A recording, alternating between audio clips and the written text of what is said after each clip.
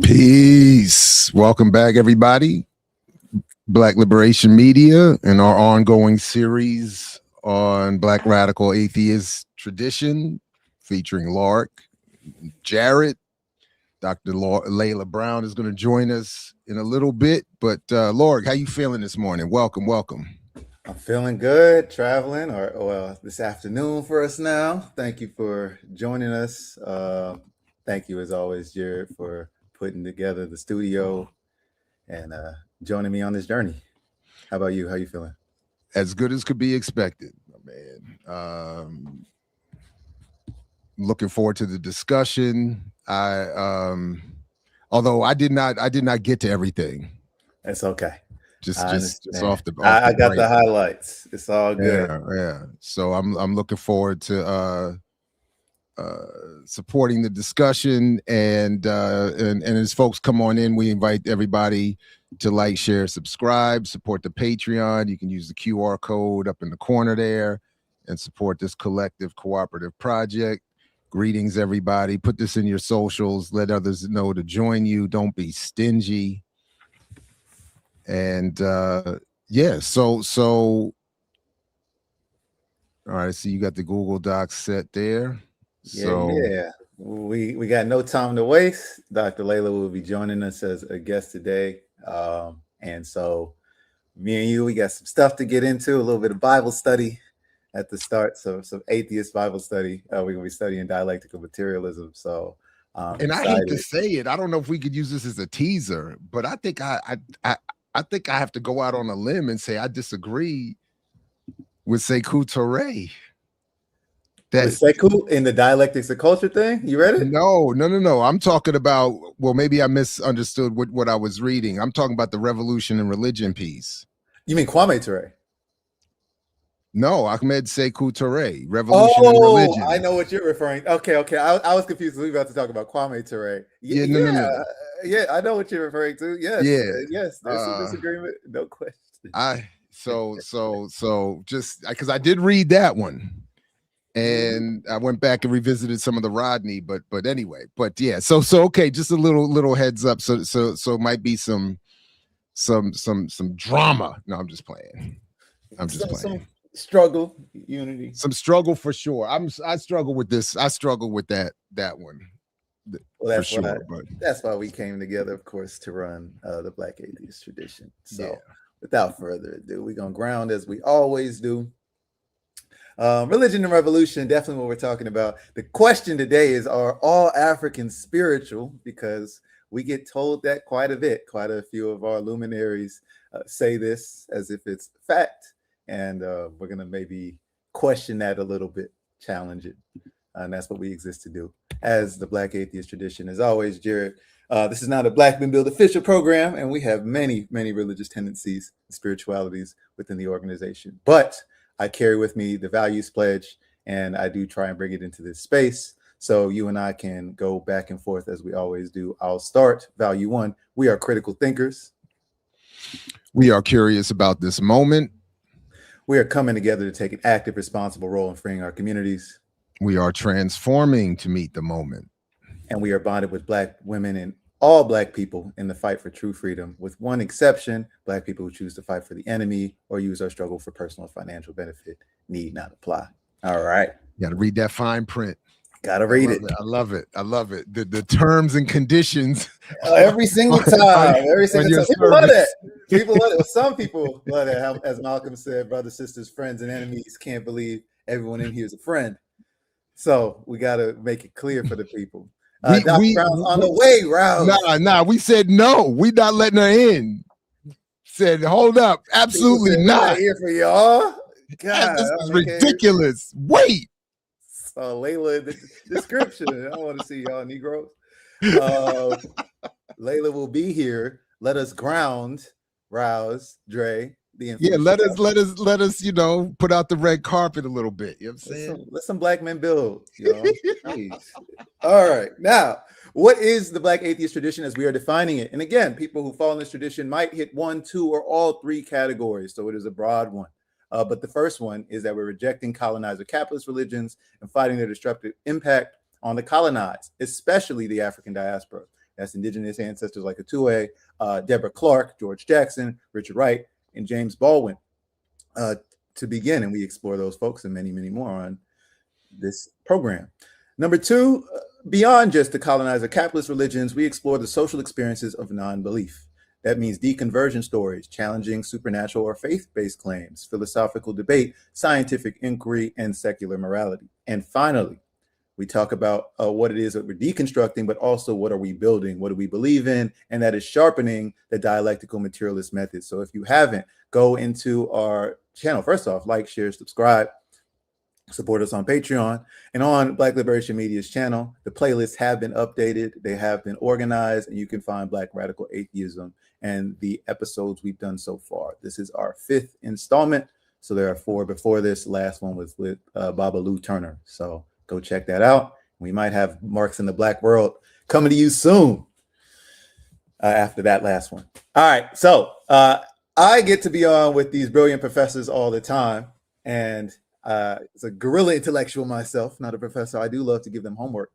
So we started with this. We're going to start with this 2 thing because we've been talking about where do you get information that defines dialectical materialism? What are some of our favorite examples? Some of the people who have really outlined it, laid out that method for us. And these were 2 recommendations that I got from some of y'all, the infamous chat, and then from my comrades. So there's Materialism and the Dialectical Method by Maurice Cornforth, and Basic Principles of Marxism, Leninism, a primer by Jose Maria Sison of the Communist Party of the Philippines. So we're going to read a little bit from both of those. Like I was joking about before, a little of our Bible study. We're going to read some scripture. And then without further too much time, we're going to bring in Dr. Layla. So she'll join us soon. But I really love this piece. I'm only going to have us read a page from Cornforth, but I really enjoyed his writing too. And Jared, we can just alternate paragraphs to keep it simple. And then we can jump into Jose Sison's because his is amazing too. And it ends with some spicy stuff. You got to have the bars drop ready, in my opinion, but we're going to get into it. So first, let me change. So again, this is from Maurice Cornforth, Materialism and the Dialectical Method. Marxism is a philosophy which seeks to understand the world in order to change it. The philosophers have only interpreted the world in various ways, wrote Marx. The point, however, is to change it. Therefore, if we could say of past philosophy that it has been an attempt to understand the world and man's place, human's place, and destiny in it, an attempt necessarily conditioned by the class outlook, prejudices, and illusions of the various exploiting class philosophers. We have to say of Marxist philosophy that it is an attempt to understand the world in order to change the world and to shape and realize humans' destiny in it. Dialectical materialism is a theoretical instrument in the hands of the people for use in changing the world. So, repeated himself a few times, but I feel like that's a pretty clear definition. Jared, want to go to the next one? Marxism, therefore, seeks to base our ideas of things on nothing but the actual investigation of them arising from and tested by experience and practice. It does not invent a system as previous philosophies have done and then try to make everything fit into it. Thus, dialectical materialism is in the truest sense a popular philosophy, a scientific philosophy, and a philosophy of practice. The revolutionary characteristics of dialectical materialism are embodied in the 2 features of Marx's philosophy, which give it its name, dialectics and materialism. And we won't go too much more into it. We're going to close with this section and then read Brother Sisson. In order to understand things so as to change them, we must study them, not according to the dictates of any abstract system, but in their real changes and interconnections. And that is what is meant by dialectics. We must set aside preconceived ideas and fancies about things and strive to make our theories correspond to the real conditions of material existence. And that means that our outlook and theory is materialistic. In Dialectical Materialism, wrote Engels in his book Ludwig Feuerbach, the materialist world outlook was taken really seriously for the first time and was carried through consistently, for it was resolved to comprehend the real world, nature and history, just as it presents itself to everyone who approaches it, free from preconceived idealist fancies.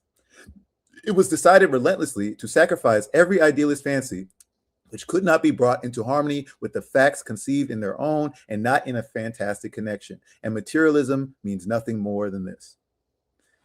So that was Maurice Cornforth, Materialism and the Dialectical Method, just explaining Marxism as a philosophy, as dialectical materialism, something that exists to produce change in our society in the direction that we see fit. So as you can see, this is not just a white man's philosophy. It's not just white man's thought. It is a tool that can be embraced by all. And we've made that very clear throughout our time on this program. So hopping into Sison, again, Communist Party of the Philippines. He was a leader there. He wrote this primer here. We're going to talk about dialectical materialism from chapter 1. Marxist philosophy is otherwise known as dialectical materialism. Again, when people say Marxism, Rodney says scientific socialism, if you like, and then proceeds to define it according to dialectical materialism. So all we want to understand is Marxism is dialectical materialism applied to political economy. It assumes that reality is material, constituted by particles, and that consciousness arises and proceeds from matter, and accounts for development or change in terms of the laws inherent to matter, as well as the interaction of matter and consciousness peculiar to man. Am I sharing the right slide, Jared? Yeah, my bad. I had to step out. My dog. No, you're good. Is you and Amber himself. Yeah, y'all dogs are co-hosts. Yeah, he was like, I need to. So I'm sorry. We're right here on It May Sound. Yeah, it may sound redundant and trite to speak of reality as material or as consisting of matter. But we must recall that for long periods in the history of philosophy, the Platonic and Augustinian kind of objective idealism held sway and dictated that reality is ideal or consists of ideas that the material, sensible things are but a reflection and poor copy of that reality. So just to pause here, again, why it's important to understand Marxism as universal and to approach it from your own time, place, history, identity politics, is because when we look at Euro-Marxists, they are engaging the European history of philosophy and European intellectual tradition. So if you were from an African worldview, these Platonic and Augustinian kinds of idealism do not necessarily exist the same way. They were imposed on us by colonizers, which is why we had that first point in our Black atheist tradition. Even in the present scientific milieu, there is the view posed by subjective idealism, especially along the lines of empiricist Hume, that reality is but a mental construct of the sense data of the individual human perceiver. There is the denial of the material object of the physical sciences, which object is put at par with the more belief in the supernatural. And that was our if a tree falls in the forest and no one's there to hear it, doesn't make a sound kind of thought experiment. That's what it's talking about. This idea that reality only exists based on your consciousness. We're all in the matrix. I think it's called solipsism in some forms, but that's what we're trying to debate specifically because of European philosophy, though other cultures have produced this kind of illusion as well. All right, materialism. To understand dialectical materialism, let us first clarify its root word, materialism. The best way to do so is to clarify the meaning and relationship of matter and consciousness in a general manner. At the outset, however, let us make short shrift of the kind of materialism that preachers, reactionary politicians, landlords, and the leading lights of the bourgeoisie often inveigh against, but in fact always indulge in. This is supposed to be greed, money grubbing, gluttony, and all kinds of selfish vices of which they themselves are guilty. To pause, when Dr. King talks about the three evils of American society, he lists materialism, but he's referring to this type of materialism that Sison is talking about, not the materialism of philosophy that we talk about in Marxism. Sorry, go ahead, Jerry. To Marxists, materialism is the outlook and methodology that correctly understands the nature and composition of the universe and the relationship of matter and human consciousness. Matter is a general term that embraces things constituted by particles existing in certain modes immeasurable in space and time. It is the physical object of human perception and cognition. Consciousness ranges from sensations to thoughts or ideas. Matter is the source and basis of consciousness. Consciousness is the product and reflection of matter. It is in this sense that we begin to speak of matter as being primary, while consciousness is secondary. Thought itself is an electrochemical phenomenon emanating from specially arranged matter called the human brain. But while thought is secondary to matter, it is the highest product of matter, insofar as it is correctly reflective of the laws of motion in matter. It is capable of interacting with and transforming things faster than nature can on its own without human intervention. Unlike mechanical materialism, which reduces things and processes to the laws of mechanics, Marxist materialism stresses the comprehensive capability of man in transforming nature and society. It guides and integrates the advances made by natural and social sciences. Whether referred to common day experience or to geological history, matter precedes consciousness in time. Before we can venture to think or speak of anything, we assume the existence of the thing that is the object of our interest. Natural science shows that Homo sapiens, or cognitive man, is only some 50 to 60,000 years old. The Earth was bereft of human consciousness, and yet this planet existed. One can only be astounded by the enormous amount of time involved in the sequence of inorganic matter or organic matter and the differentiation of flora and fauna down to the differentiation of the hominid man-like ape and Homo sapiens.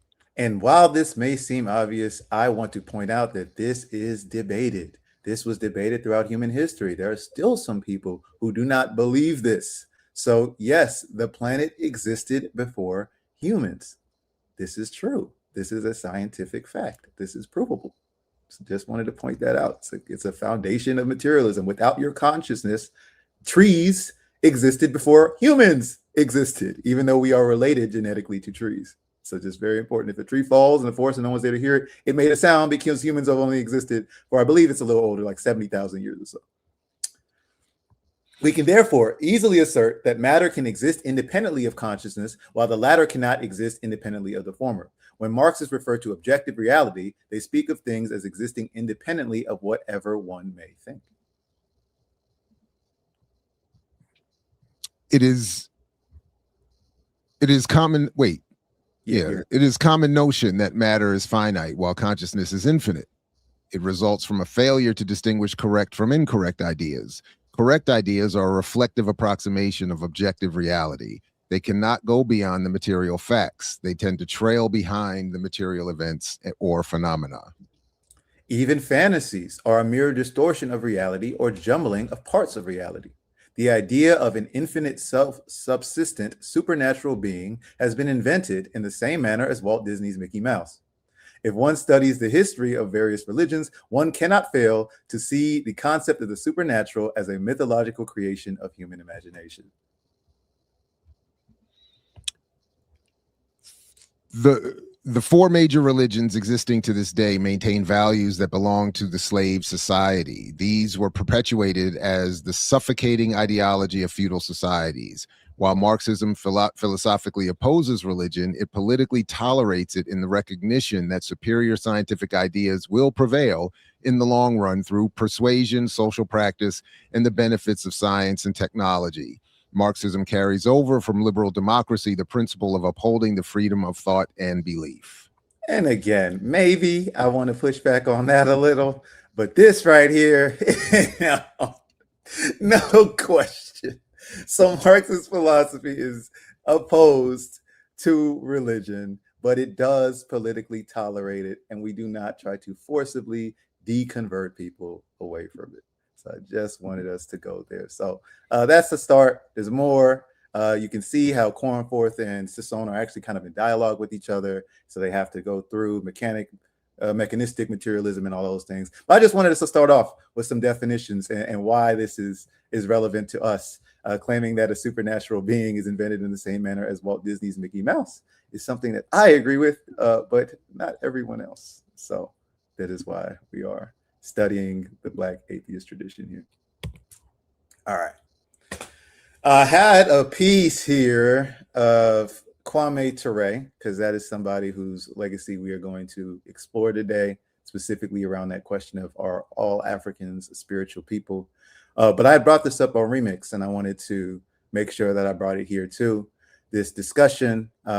Jared, do you have any context for John Lewis versus Kwame Ture and SNCC that you can explain for the people, like why they were seen as a split instinct? Working off the just the top of my head here, as memory serves. I mean, it was political differences around Black leadership and left politics, and and to the extent I remember this, and I'm happy to be checked on it, it was the split was along those ideological political lines, and Kwame Ture wanted to take the organization in a much more left direction, which is why he eventually left. And John Lewis wanted to take it in the direction of good trouble. Yep, that's a great outline, and it is corroborated by our first Black president, Bill Clinton. So let's hear what he had to say at John Lewis's funeral. And I say there were 2 or 3 years there where the movement went a little bit too far towards Stokely, but in the end, John Lewis prevailed. So I love that, but it's perfect. It is such a perfect receipt. It's disgusting stuff, but they should let him talk more. Give Bill more mics. When the devil steps out the shadows, as they say. Yeah. So he just lays it out. Yep. This is what I like to point out when we talk about the forms of nationalism to support, or whether Marxism is anti-Black, or all these things. What do the ops say? And what is the enemy saying? And I can't imagine something more. I mean, what would be more disrespectful at one's funeral than that being said of you? Were there an opportunity to roll over in one's grave, that should be it. I don't know if John would feel that way. He might want to sit up and applaud, but that's I mean, that's crazy. Depends on which version of John we get. That's why that's why I've left specific instructions for my wife. Like at my funeral, there's going to be a certain protocol that will be followed. And hostilities wage, you know what I'm saying? Who you let speak and say whatever they want to say, and check these fools. No, I'm just playing. Hallelujah, absolutely, from the grave, no question. My spirit's gonna be. Gotta leave instructions. That's exactly. It's what we materialists. Look, my soul will exist beyond me through how much hate exists for these people after I'm gone. When they still hate this man. I should have kept the letter that I wrote my mother during Desert Storm, where I said, if I get killed out here, don't you let them put no flag on my coffin. Like, Jared, from day one, like as soon as I was thinking about death, got to orchestrate these ceremonies, the idea that somebody be putting a flag on my coffin would be, so anyway, yeah, that's wild right there, man. That's wild. I got family in military, and this has already been a conversation. Absolutely. Yeah. And while we're joking, we are also dead serious. I'm super serious about this. I know you are. Oh, yeah. And this kind of stuff does live beyond you. Again, because we're not religious. So I do believe that material things that we leave people become memories, shape consciousness, and carry on after us. And part of that, yeah, exactly. And this is a debate like you have to have with people. Sometimes in your own family, you still have not achieved consciousness around what they did. And so George Jackson was that for me when I'm reading, although I prefer Blood in My Eye, Soledad Brother, and the letters that he's writing to his mother, right? The pain, the frustration there, this is injustice, the atheism that he has, because he's like, I have to deal with this shit right here. This reality is what I'm fighting. So don't put no cross on my grave neither. Because if that's what brings you peace, and that's the thing you chose to serve, and that's how you did revolution, like Nat Turner, put the cross on his grave. Respect. Not mine, not George's, not Jared's. So just want to say that. Now, Bill Clinton, of course, told us whose side he was on. And then if the enemy says your name and they refuse to say your real name, they refuse to call you Kwame Ture, if they refuse to call you Assata Shakur, there's a reason for it. You really were a threat. So wanted to hear from ancestor Kwame Ture shortly after that. The American capitalist system, as a backward system, has a way of presenting history as if history is made by one man, one great woman. and that this great man, this great woman comes along and directs the dumb masses who follow them for whatever reasons, and they light up the way to show the people how to go in the darkness. So whenever you study, for example, the American Revolution, you say George Washington, that means you know everything. You say Abraham Lincoln. Even in recent years of the struggle here, you could say Martin Luther King, you see. The attempt is to make it appear as if history is made indeed by these great person. And of course, with the concession of Martin Luther King, usually our history is not made by us, but really made by one great person outside of our race, usually a great white man. Thus, in the Civil War, we did absolutely nothing. It was Abraham Lincoln. As a matter of fact, recently, some lot of garbage is written in books by people who call themselves historians, making it appear as if we have to thank Lyndon Baines Johnson for the advancement because he signed the Civil Rights Bill. Of course he signed it. But while he was signing it, we were in the streets burning the country down. You better hurry up and sign it. Burn the whole country down. Do it quick. But if you're not careful, you will thank Lyndon Baines Johnson. That's, of course, Clinton. You know, after all, born in Arkansas, people are indeed limited by their ideologies. And he is born in Arkansas, and he's raised there, you know, and we all know Arkansas. We know Arkansas very well. We know it's a racist culture to the bone. So he comes as a knight in white shining armor. He thinks that he too will come like an Abraham Lincoln, and you know, Lyndon Baines Johnson, after all, he too was from the South, and and maybe in a Carter, you know, but our people cannot depend upon any one man, not even Malcolm X. Our people can depend only upon the masses of our people properly organized in a determined, uncompromising, relentless struggle against the enemy. This is the only thing that gives us victory. So just wanted to, yeah, I love it. I love it. So when we apply dialectical materialism to history, we get historical materialism. And one of the foundational pillars of historical materialism is that great man theory, which focuses on one person, usually a great white man, versus history from below. And so Malcolm X, not being cast as a black messiah, but being cast as an organizer, as someone from the masses of our people, is how we want to correctly interpret our history. So no, Dr. Layla is not gone. Dr.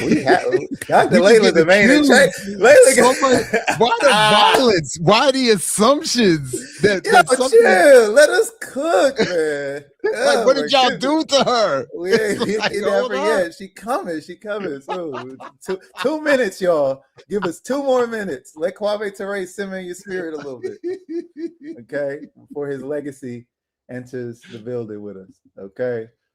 So again, foundations of historical materialism, which is dialectical materialism applied to history, is this idea of great man theory versus history from below. And so, again, idealism, this idea that these great thinkers, these innovators just come along and their ideas just change the world, right? Not how it works. So I wanted to, again, give this example of historical materialism at work. In fact, we're demonstrating it now. We're demonstrating the great men theory now by denying Dr. Brown access to the stage. These 2 great men here. We're really gonna explain. We're bringing you your liberation. Just chill. We should put a count. Next time I'll put a countdown on the screen for y'all, so you can see when the guest is coming on. You can tune us out. But again, no, the chat's actually got some great engagement so far, as always. So we love no doubt. Some of the great comments we're seeing. So for another example of historical materialism and how Kwame Ture oftentimes was repeating a lot of these lectures, and that's something that I appreciate. At the same time, it does have some of the weaknesses of what I would call like the pastor tradition, where you kind of repeat the same talking point over and over, and sometimes you revise it, but there needs to be more space for nuance in there. But you're just trying to get your idea across. So Kwame Ture is a part of that tradition. Modern examples, Diallo is a part of that tradition. That brother got the same Dialloisms, but when they hit. You know, we up Pope the Pope, we are Muhammad. You know, but he'll say it, and you get the idea. So this is something you can see in a lot of Kwame Ture's speeches. But this idea about historical materialism, how we need to view history from the masses of our people struggling, rather than one great person, one great man, is important. So I wanted to give this example of, this is a historian, James McPherson, who writes hagiographies about Abraham Lincoln, really loves Abraham Lincoln, good old man who freed the slaves, right? Versus There Is a River by ancestor Vincent Harding. believe he's an ancestor. I want to make sure about that. I said that one time and I was wrong. Check that right quick. Yes, yeah, he is. He's an ancestor now, for sure. So, how do we view right before Juneteenth, coming tomorrow, the end of chattel slavery in the U.S.? So, Kwame Ture, speaking at FIU, Florida International University in Miami, he would not be allowed there today. I can promise you that. Was able to give us a little bit of an example for this struggle here. Of course, some of you may not agree with us. We have no problem there. Some say, "Oh, this brother came to talk us about. We don't believe." All right, I have no problem with you. We said we have two purposes here. One purpose here, to make you responsible to your people. Of course, being responsible to your people can only be done in action, not just in thought. I think we've eliminated that. If you will look properly at what we said happens to be our solution, you may disagree with it. But if you want to make a contribution to your people's struggle, you must look at the history of your people, And when you look at the history of your people, you must see where they're going, and you must join in the march with them. Now, a lot of people make a lot of confusion. Man, I don't know where he got this from. A nice journalist, he was a nice guy. He said, what you think about Bill Clinton? I said, who? He said, I mean, Bill Clinton in relations to... I said, me, I never look at anybody outside my people. It's only my people that advances me. I'm not confused. But they will even confuse you and let you think that somebody outside of a race, a good white man, advances us. I mean, they even got in the law that Abraham Lincoln freed us. Dig that. I mean, and people really believe it. If you just look at statistical facts, not analysis, you'll see this is just another lie. In 1859, they hung John Brown. Why they hung him? Because he wanted to start a civil war. But I tell you, history cannot be denied. They hung him in 1859, and the man who hung him was Lee, who was then working for the federal government. And the same Lee, 2 years later, had to attack the same federal government where he hung John Lee. 2 years. You must know history. No man, no woman can go against the force of history. You must be a part of this force, so you must understand it properly. You said they hung John Brown, but by 1861, the Civil War broke out. Frederick Douglass wore out his shoes going to Abraham Lincoln telling him free the slaves. His generals were writing him all the time saying, look, these white Southerners got a force that they're using. These slaves dig their ditches. These slaves cook for them. These slaves mend their uniforms. These slaves clean their guns. These slaves tend for them when they're sick. This is a force that we must take away from them. Lincoln absolutely refused. It was not until 1863, when the South was winning the war, and it was clear the North was absolutely about to lose the war, that Abraham Lincoln signed the Emancipation Proclamation. Facts. These are facts. And in 1863, when he freed the slaves, Frederick Douglass wore out his feet going to him, telling him, let the slaves pick up the guns. Let the slaves pick up the guns. His generals were writing to him. He said, these slaves can be good fighters, let them pick up the gun. He refused. It was not until clear that the South was winning the war, and there was no way that in 1864, he signed a bill to let the slaves pick up the gun. And when the slaves picked up the gun, in 9 months, the war was over. Happy Juneteenth. Although it doesn't celebrate that. But of course not. But Gerald Horne actually has an article, which I'll drop in the chat, that I think is really fascinating, where he argues that instead of June 19th, 1865, we should celebrate June 19th, in addition to, we should celebrate June 19th, 1867, which was when Black Union troops marched into Texas, where they were planning to restart the Confederacy and continue slavery, and they executed the General Maximilian. And that also happened on June 19th and was an example of, just like this, Black people ending slavery. So I wanted to highlight that too. Well, I will then say instead. I agree. I agree too. Absolutely. But yes, just something to keep y'all ready for tomorrow, to challenge some of these narratives that we were just waiting for the white man to tell us that slavery was over.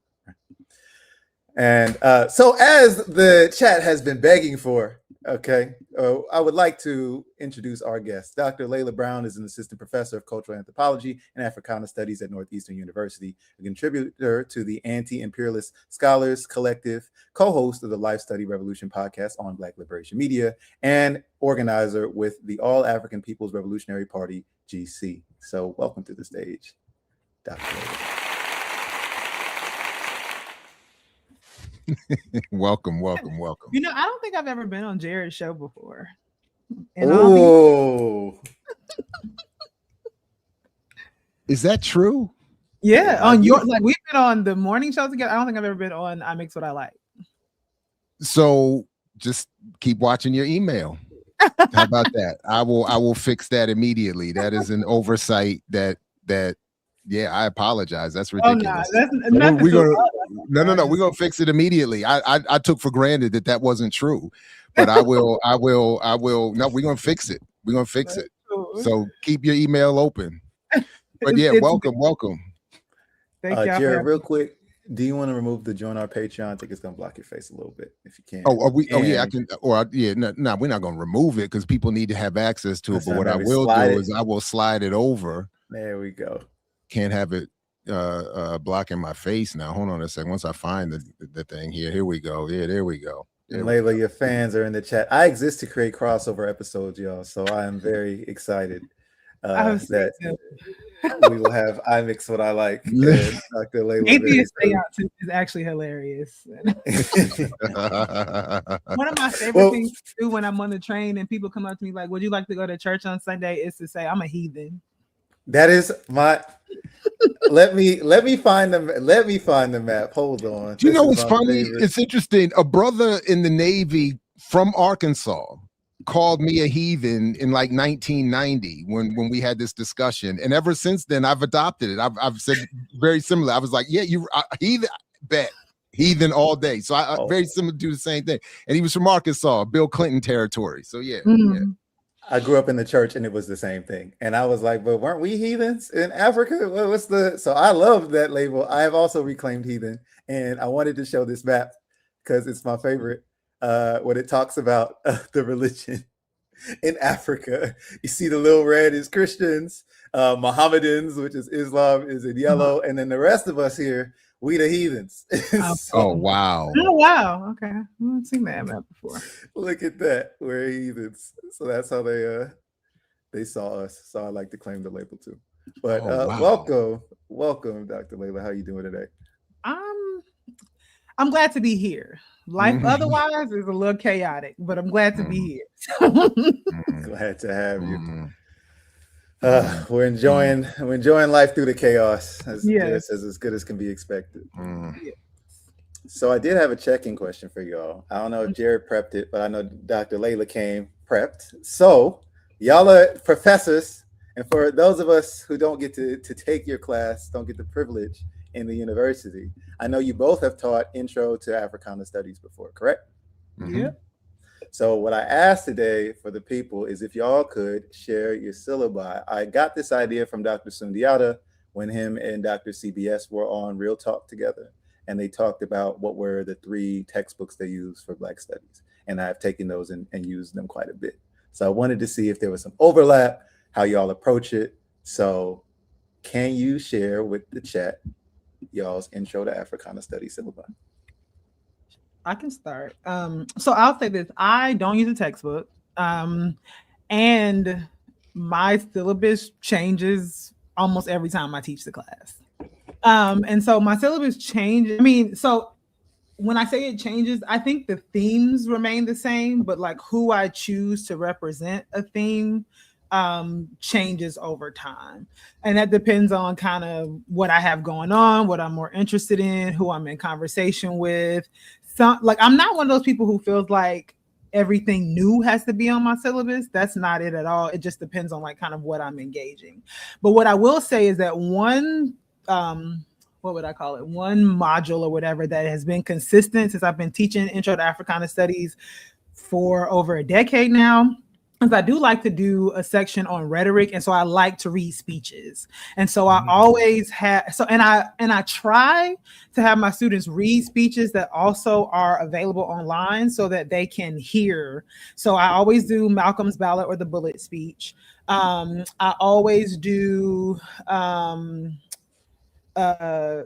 Kwame's, but Stokely at the time, his Black Power speech. I do Marcus Garvey's Africa for the Africans.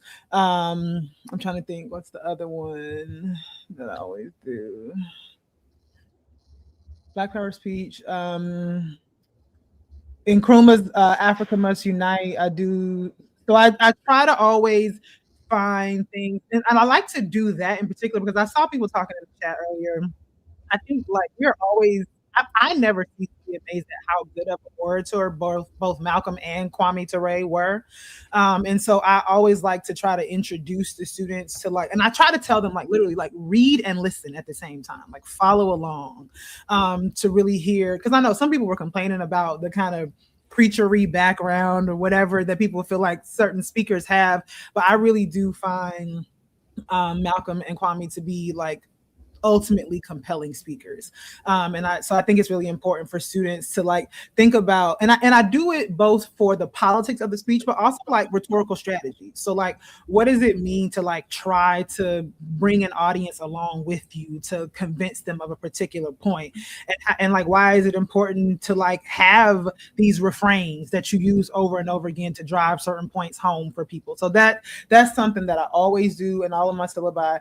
I always try to do, now I like to do mixed media. So I do try to have, like I said, you know, classic kind of long form readings. And so like I always do a segment on like negritude and Pan-Africanism and the relationship between the two. And so I often do have the students watch that debate between Kwame Ture and Molefi Asante on Pan-Africanism. But then I also have them read excerpts from Nkrumah about Pan-Africanism and Du Bois. Early Du Bois is like ideas to think about the distinctions between what I sometimes, because like, I think I heard Jared talking earlier about how he thinks he disagrees with Sekou Touré. And I think one of the interesting things about Nkrumah and Sekou Touré, particularly on their positions on religion, comes from their position as statesmen.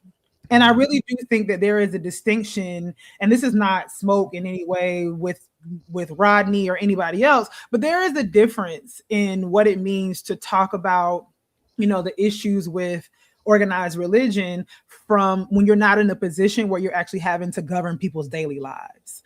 And when Nkrumah and Touré both had to do that, they had to think again dialectically and materially about what it meant to govern people who did, whether they had it, you know, in time and more, but who did have a strong orientation towards spirituality. And so I think that'll come up later on. So that comes up, you know, I'm an Afro-Latin Americanist, so I always have students read something that gets them to understand that particular, like this is something that I try to drive home all the time. I think it's always interesting how much our sense of Blackness, particularly in the US, but I think in the world too, is dominated by US hegemony. When we think, like statistically, that literally 40% of all enslaved Africans that came to the Americas went to Brazil, and another 30% went to the Caribbean. And so when it comes to the continental United States, only between 7 and 9% of enslaved Africans came to the continental United States. Yet our understanding of Blackness is so highly overdetermined by US Black experiences. And so I always try to have sections of my syllabus that at least preliminarily introduces my students to African populations in Brazil, Colombia, and Venezuela. It's hard to kind of get around the Dominican Republic piece. And we always read about Cuba anyway, because we're going to read about like Cuban African Revolution. So I don't necessarily, I mean, Cuba obviously is Afro-Latin America, but I don't necessarily put it in that category. Although I think it is important in the US context. But that is something that I'm always trying to drive home, like this understanding, you know, that we need to sort of disabuse ourselves of the notion that us as African descendant people in the US are the sort of center of even the African diasporic world. You know, I always do try to read something that thinks about gender, and I do that from different perspectives, right? So I've started having my students read Kimberly Crenshaw in conjunction with Tommy Curry. And that is, it's been interesting lately. And to be fair, I don't know. Is that mine? Don't they know you on Black Liberation? Oh my gosh, this is my mentor's son, and he has been trying to get in contact with me. I thought my thing was on Do Not Disturb. How did it? And Yipper, my prima, my anonymous prima is down there asking why not anything about Panama. I know Yipper likes to pretend like that they don't know me. but I know Yipper is my long lost cousin somewhere. Go ahead. When I teach Afro Latin America, yes. When I teach Intro to African Diaspora Studies, just because of like I'll run through like the subheadings for each, like, right. So like each of my weeks, like, so I'll start off with why Africana or Black studies, and that's literally like a general, like, how did the field come to be? Why are we here? Black study in the diaspora. So then I read like St. Clair Drake and Colin Palmer, right? Just like basic like outlines of the African diaspora. And then I have things on like the making of African diaspora, which the chapter that we read from Rodney today, I always assign for that, right? I have a piece from Greg Carr, and so sometimes I'll have them watch the documentary like 500 years later. I do not like Henry Louis Gates at all, but I sometimes do assign the African origins documentaries just for the students to have a sense of, like, you know, ancient African civilizations. And because I don't teach ancient, like I don't teach ancient African history, I think it's like digestible, even though he irks me. But that is the extent of Henry Louis Gates that I will. You're in the right place. Let's see. I also really, because I won't do that. I'm it's too petty. And a little bit, I think I should be. There's room for criticism of me on that. I think I might be going too far, but I won't assign Gates in any way, shape, or form. But I'm just. But you know what I think is important. But you know, I think is important about that. So what I realized over time is that my students think that because I assign something, I agree with it, and so I've actually started to assign more things that I actually do take issues with. And I try to see, like, okay, even, you know, I don't do it in the beginning, but let's say mid-semester. And it's like, okay, how do y'all feel about this? Like, what do you think about this? And they be looking at me like, and I'm like, tell me, like, just because I assign a thing does not mean I agree with it hook, line, and sinker. And it is a skill that we have to develop to be able to read and interrogate things, even that we don't agree with. And so I also have those conversations with them when we watch anything by Henry Louis Gates. Again, just the documentaries. I don't assign anything. Right. Just to read. Yes. I like Jemima Pierre's work on her book on colonialism and race in Ghana, the predicament of Blackness. The students really enjoyed that this year, because I think there's such a misconception that race is only a US or even like an American preoccupation. And Jemima's book really kind of turns that on its head and really talks about the processes of racialization and like understandings of Blackness, even on the African continent, because so many times we hear people say, I grew up in Africa, so like Blackness didn't mean anything until I left the continent. And in that book, she really turns this on its head. And there's a chapter in particular of Natives and Europeans, colonialism and the ethnicization of racial dominance that I typically assign. And then I do stuff on like culture and Black liberation struggles. I do Sekou Touré's A Dialectical Approach to Culture, which is a hard thing to read, but we do it.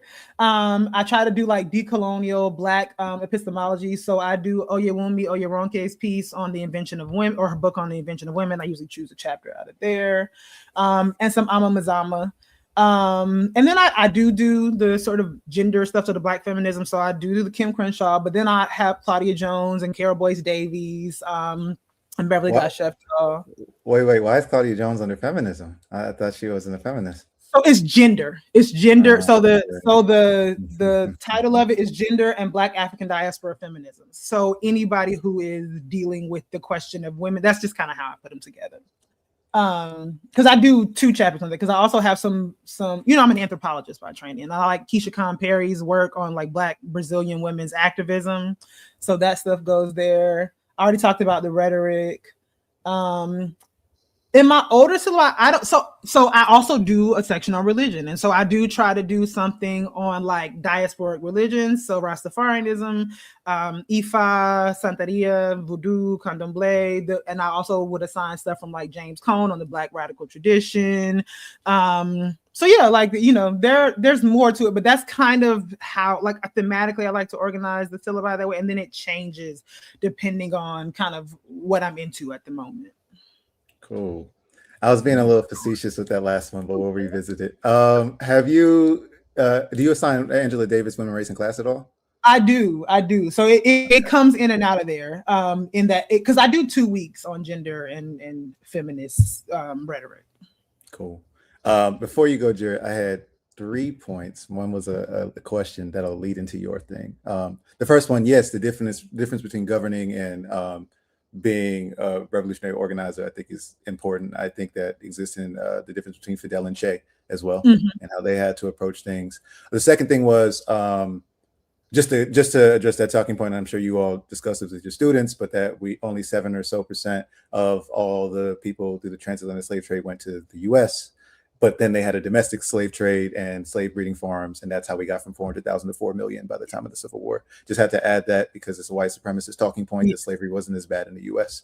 And I even saw an account, which I do appreciate, know you're Caribbean, but they said that the slave population was able to naturally reproduce in the U.S. compared to Barbados, and that is absolutely not true. So that was that. And then the last question I had was, so I completely agree on having students watch something and struggle through it. I do know it's dangerous sometimes if they're already, because the political economy exists outside the classroom that's going to draw them in. So I get scared of some rabbit holes they might fall down. But I'm curious how your students, and then Jared, this is to you as well, react to Asante versus Kwame Ture, because I think that's a good litmus test on people's consciousness, even from the introductions. For everyone who watches that debate on C-SPAN, listen to how Kwame Ture is introduced by the student, and then listen to how Asante gets introduced by the student. I just like to start there. But how do y'all students react to that debate?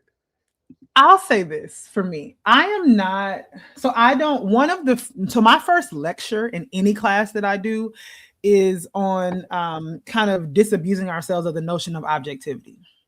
And so like literally the first thing I come in, I was like, I'm a human being with my own politics, and I do not pretend to come into this classroom and be some kind of neutral force. Now, my responsibility in this classroom is to allow it to be a place where certain like dialogues and debates can take place, but I don't got to agree with you. And you can know where I stand on things. And so I think by the time we get to that debate, they already know how I feel and where I stand. However, what I will say is that I do think that debate is interesting because I really think that Asante flounders in that debate. And I think that partially is because I'll get away with it. I don't know. I don't know that Asante really fundamentally disagrees with Kwame on anything. And so like posing it as a debate makes it seem like they're on, they're diametrically opposed. And I also do think Asante had a kind of a reverence for him. And so like in the context of that debate, we don't really get to see a good debate. But I do think that even now, I think, and we've talked about it on our own show because Sharice has said this, Afrocentrism is an important point of entry for a lot of people.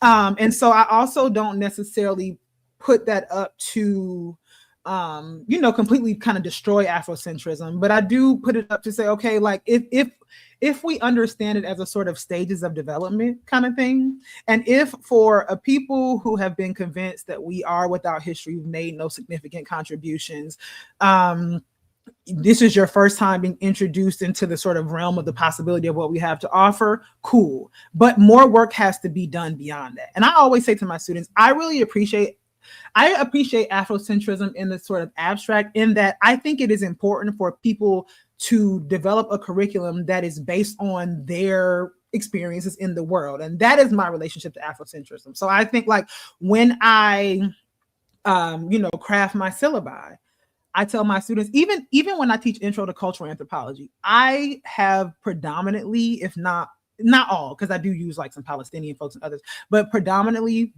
African diasporic authors. And I tell them, like, you could take this class with anybody else and it will be very different, but you will take classes with other people and you will learn all those other things. So in my intro to cultural anthropology, we're not reading Malinowski.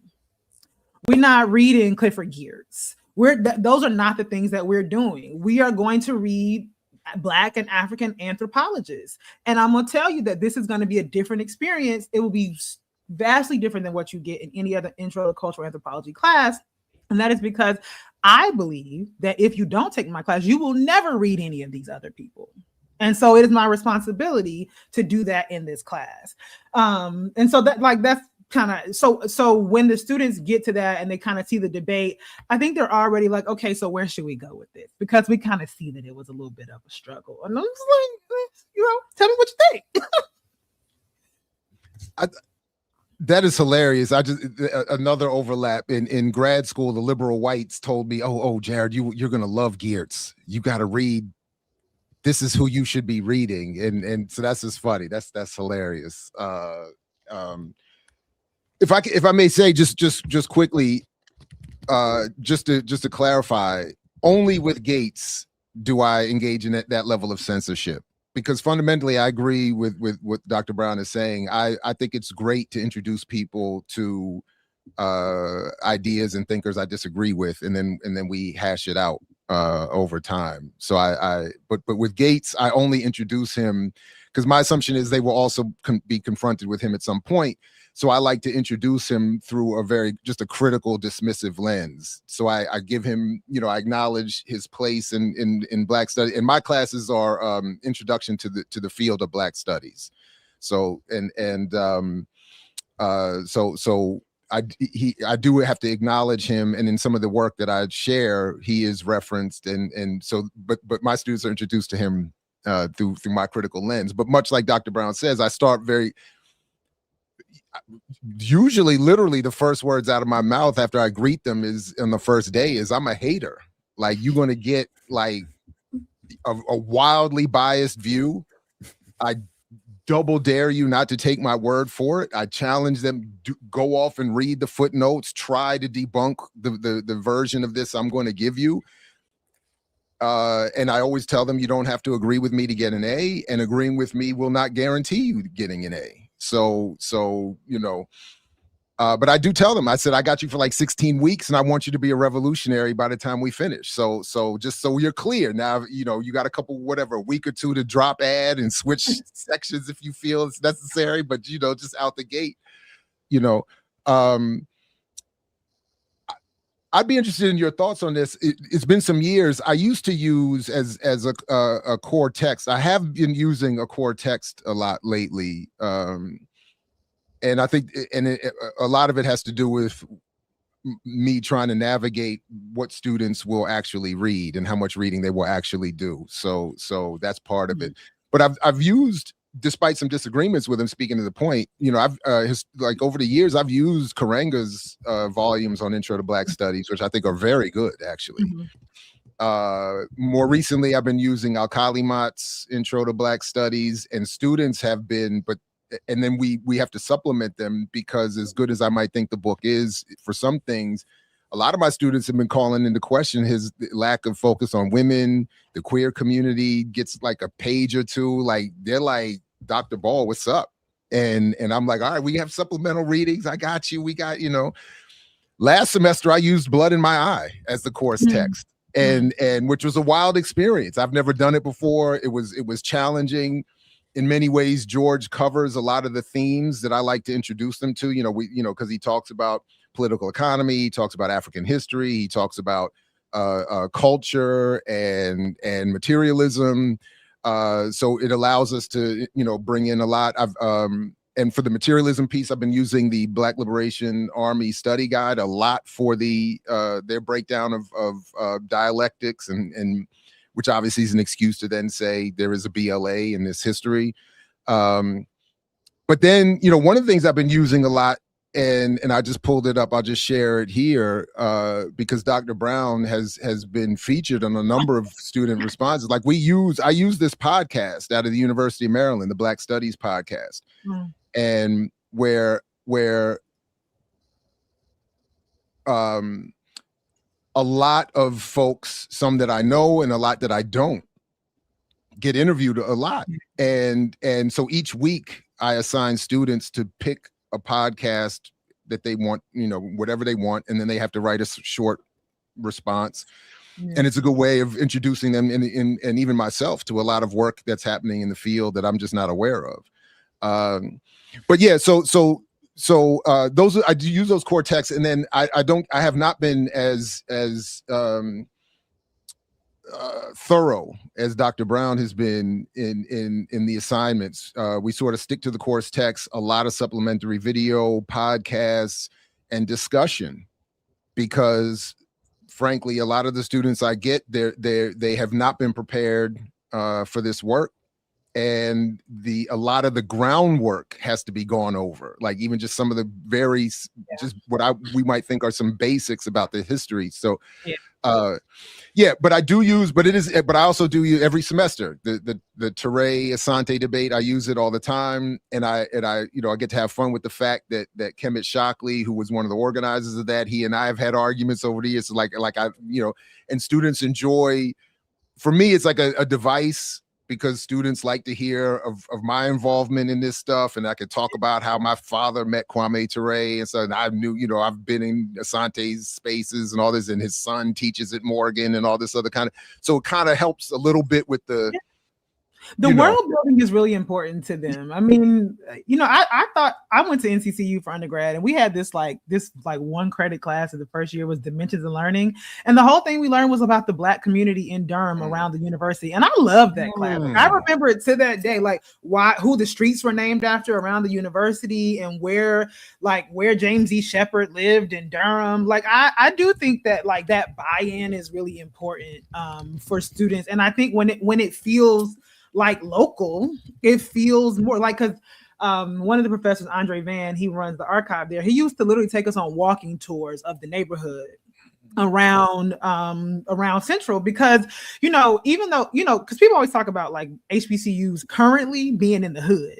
Part of the reason why HBCUs currently are in the hood is because at one time they were in quite well off Black communities that basically were defunded, run down, like all these things over time. And there is like a living history around most HBCUs that I think is actually really important. And to your point, Jared, like, I mean, I don't know how you're dealing with the advent of AI. This shit is killing me. One of the things that, actually I have resorted. So my two big assignments in my lower level classes now are no longer papers. They're actually podcasts.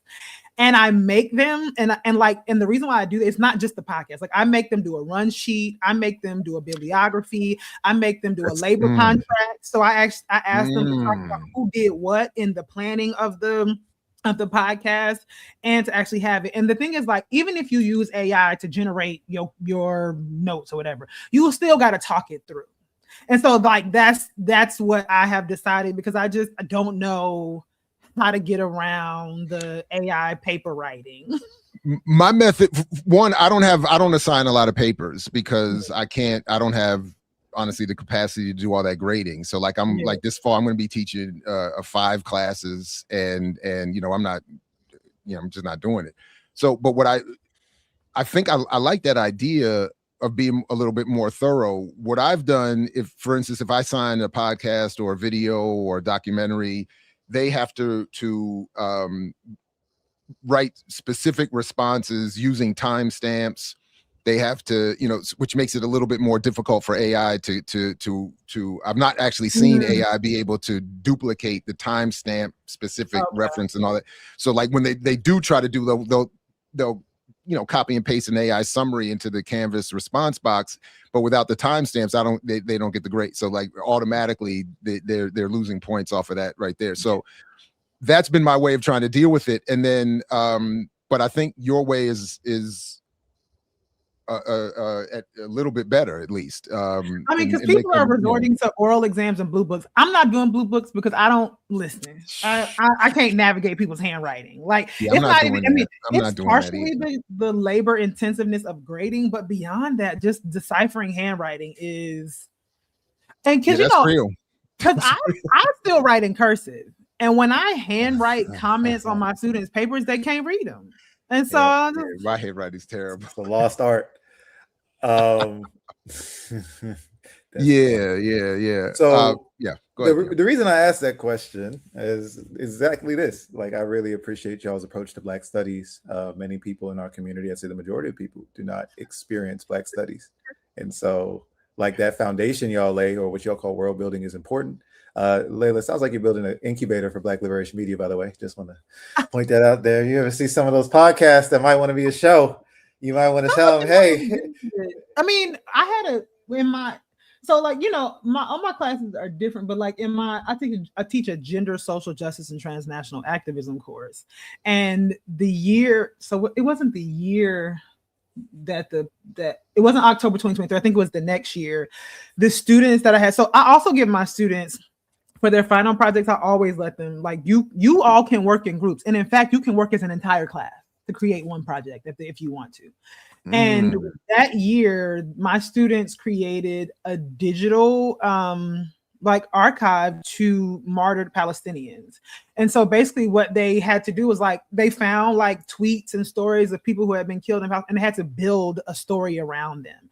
And like, and literally it wasn't necessarily like people that were well known, but then it became, you know, I had like 50 students in that class. And so it became this like, you know, this living thing.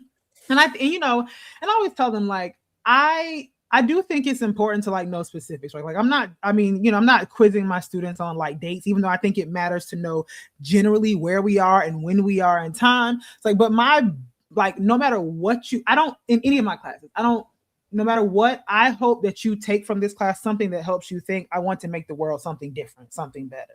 And that is my ultimate goal. So, you know, however you materialize that is up to you. And like I have one student who I'm really excited. He was in my intro to African American Studies class my first year at Northeastern. And I tell him, you can do whatever you want, like whatever your interest is, create the project around that. And all I need you to do is show me what you've learned in this class through what is of interest to you. He was like a computer gaming major or something like that. His final project for that class was a virtual museum that explored Black video game characters and the racial stereotypes and archetypes with them. And so you could walk in, like in the assignment, you could walk through the virtual museum and walk up to the exhibit, and it would like animate the character from the video game, and then it would have like a placard by it that's like said who the character was, like how the character was developed, what the kind of roles are in the game. And that student went on to use that in his portfolio to get into a master's program in gaming. And so like for me, like, and I had like another student who was Cape Verdean, who had never read anything about Cabral before my class, and she ended up creating a children's book for her daughter based on the ideas that she had learned from Cabral, right? So like I try to tell them, like, how you make this meaningful is up to you. Like and there's no way that I could assign those things. I'm not computer illiterate, but I'm not like technologically advanced in any of those ways. And so like that would have never come up for me to assign that as a project.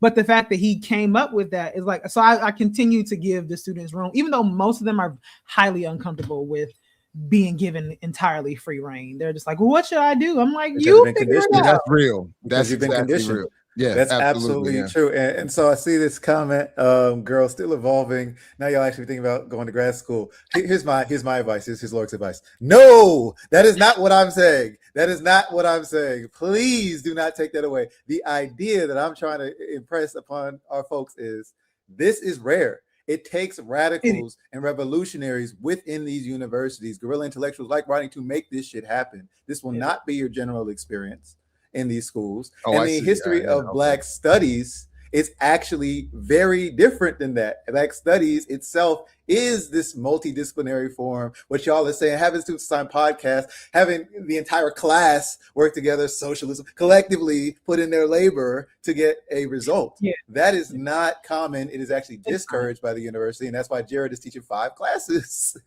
and getting punished for it.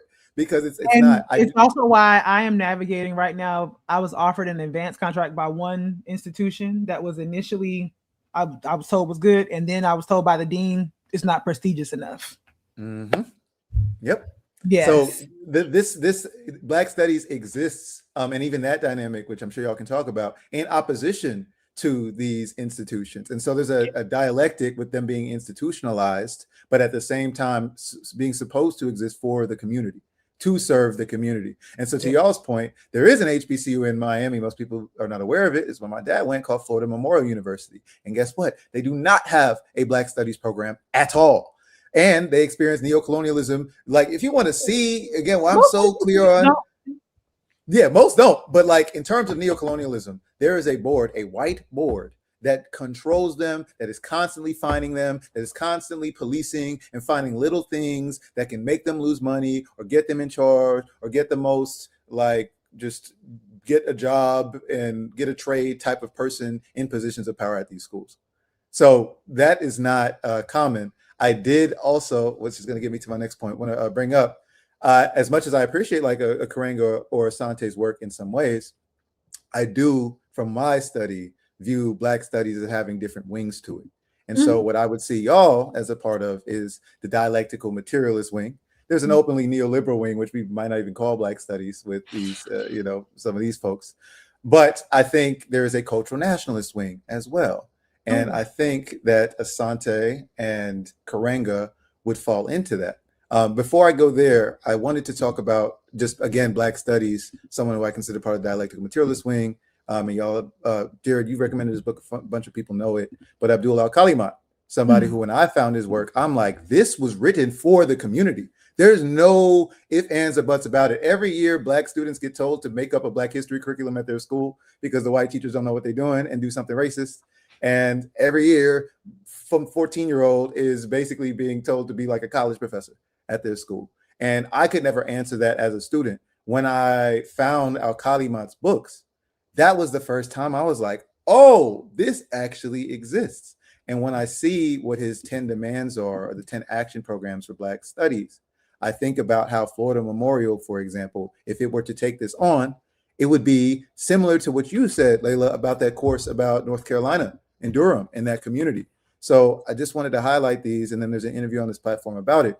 But this kind of thing, document the local history of Black studies at your school. Write a history of every Black community. Document every community institution. Document the Black Liberation Movement, Black organizations, comprehensive bibliographies, Black studies curriculum, our conferences, our life stories. Invent new ways to publish, like the podcast, like the things y'all are talking about. And just examples that he provides in this sort of thing.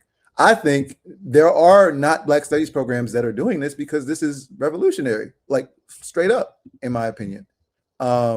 So I just like, that is where I see when I look at People's College or the university, my whole point is that the Black studies program is supposed to exist for the community.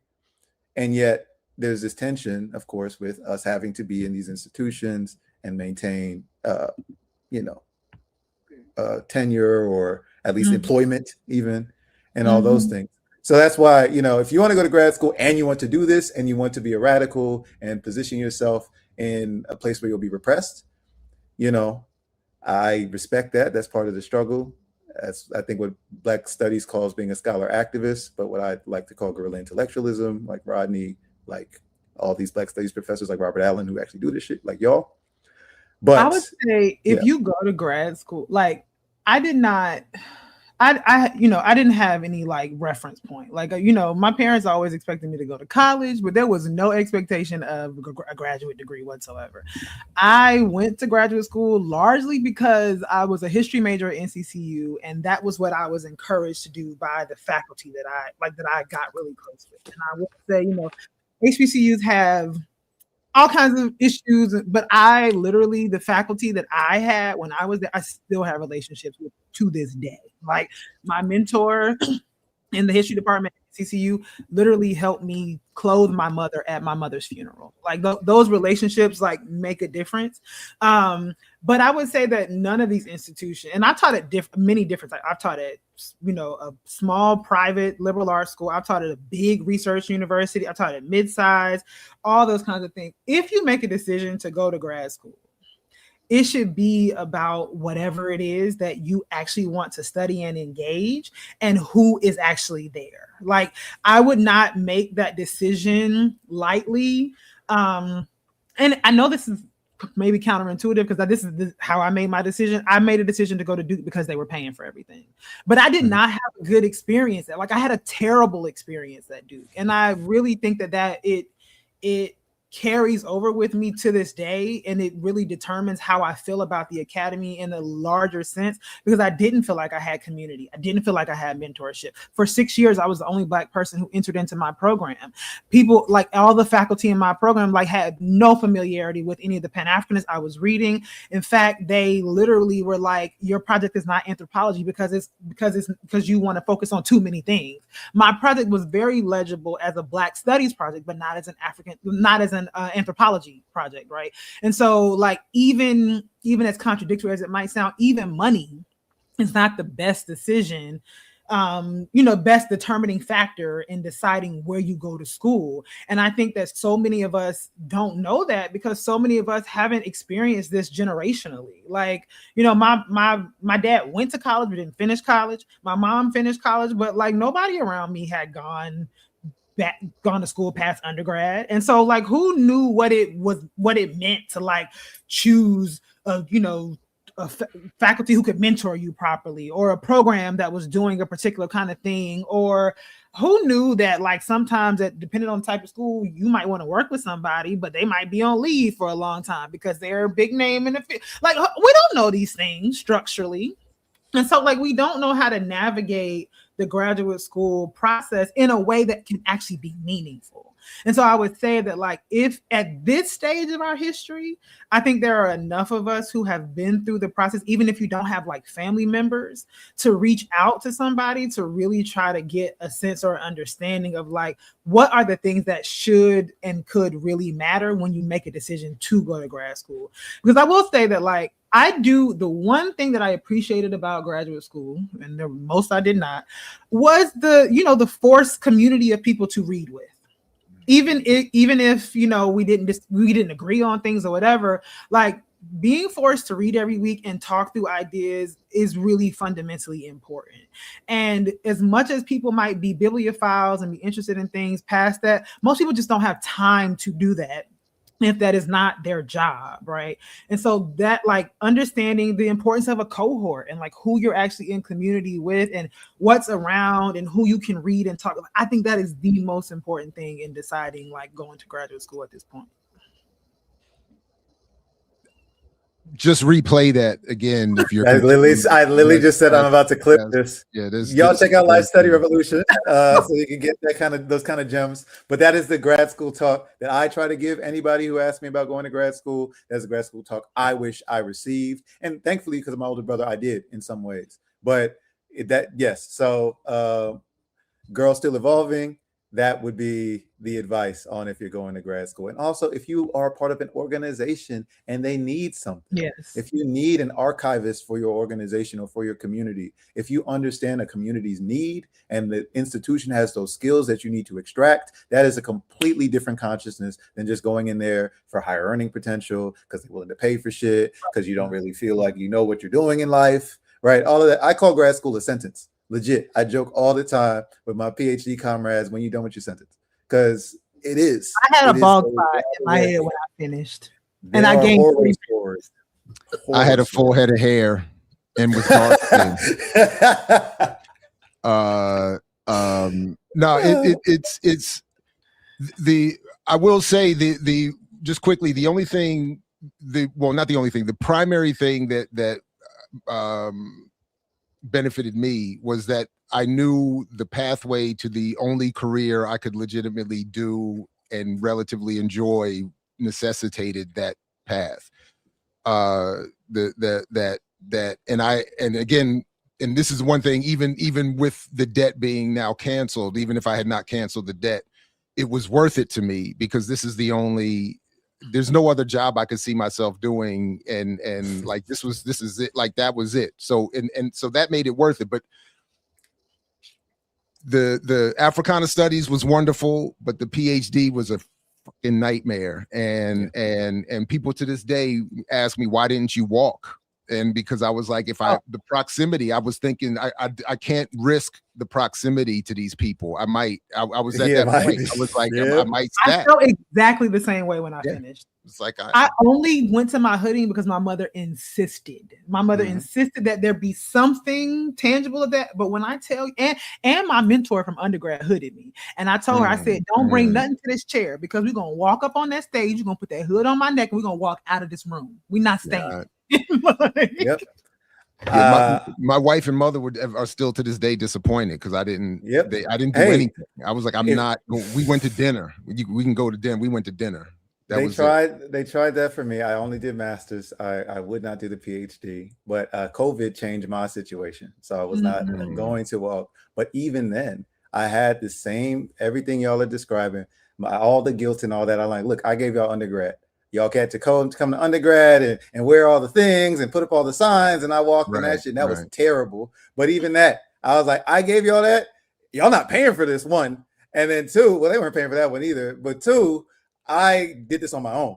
So absolutely, you don't get to tell me, she's like, your grandma, I don't care. So it was the same thing. I was like, absolutely not. And then COVID took it away. I had discussions about even some of my cohort. Because again, what you said, Layla, like, who are you around? I love my classmates. We had issues on the black bouginess of it and the trajectory that they were going on because I felt we were headed down two different paths. But I love them. And I was like, y'all, we've experienced this, but we know this institution's evil. We know this institution is gentrifying Harlem right now, owns 51% of Harlem. Like, this is a problem. And do you want to, years later, be seen as a part of this institution? And sure enough, my own girl decided to be the keynote speaker. And who did they decide to bring on with her? Hillary Clinton. And then who was given a professorship shortly after that? Hillary Clinton. And I said, this is the institution. This is disgusting stuff. So people, again, we've talked about it. People will know. I've actually talked to a bunch of working people who do understand that this shit sounds horrible, that it is abusive, that it is labor exploitation. But there are some people who put, oh, it's an easy deal. I'd rather do this than work at a warehouse and all of that. Different struggles, apples and oranges, like truly. So, and I would prefer, like, I've done all that other work. I can't do it. And I would rather do this job than that work. Yeah. It just doesn't mean that there's no trauma on the way to get there. That's all I was trying. That's it. And my brother's done blue collar work before. He says in some ways it's easier. Like, I'm gonna be real. And that, so I don't, like, again, apples and oranges depends. Like you said, Jared, your personality, for example, did not lend itself to being done that way. There are some people whose personality is just absolutely cannot mesh with the liberal institutions, like, at all. Like, they will get pushed out. Go ahead. Listen, I don't think anybody in this conversation has tried to do this, but every career field or whatever has its advantages and its drawbacks. I know my dad was he was a construction worker, lifelong laborer, but also organizer. And, he would tell me, like, because somebody else said that somebody else was talking about being a blue collar worker and wishing that they had time to read. And my dad was telling me, like, so much of his time was spent, like, trying to find things on tape or whatever that he could listen to while he was working. And it is antagonistic, particularly, I don't know where different people are, but, like, he was working in the South, largely with a lot of Southern white people, and so, like, certain things coming up on the job site and not wanting to even engage in certain types of conversations because where that might take you. Like, there's benefits and drawbacks to all these things. I think because I have exclusively done work in the life of the mind, I think sometimes I romanticize, like, oh, what would it be to, like, have to go to work and come home and, like, be done with work? You know what I mean? But again, I recognize that is fully me romanticizing, like, what that is like. Because I also do remember my dad, like, up at 4 a.m. every morning, home at 2:30, 3 o'clock in the afternoon, but crashing out because he was tired and waking up for dinner and then going back to sleep, and still being, being present and doing these and organizing on the weekend and being just dead tired, and no, there's no blue collar job that I've ever had that I would prefer or think is easier than the job I have now. I wouldn't go that far. I just don't want anyone to think that there was no suffering at all on the way. Right.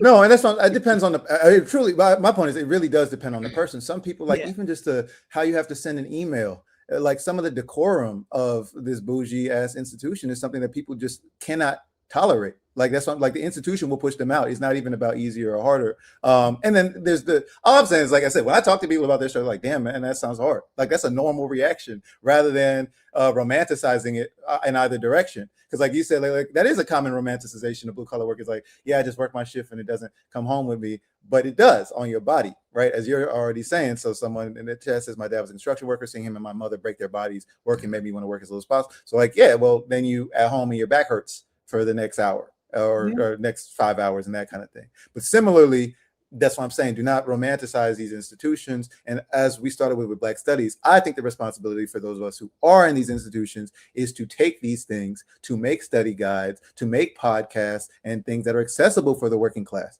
Because I agree, that was the thing I loved most in grad school, was the freedom to read, just read all the time. At the same time, again, not romanticizing it, maybe 10% of what I read was my assigned readings, and I actually did them because I know people in grad school don't. And then 90% of what I read was radical and revolutionary texts, completely off the syllabus. So that is another thing. I was just using that time to do revolutionary work, even though I wasn't in the movement yet.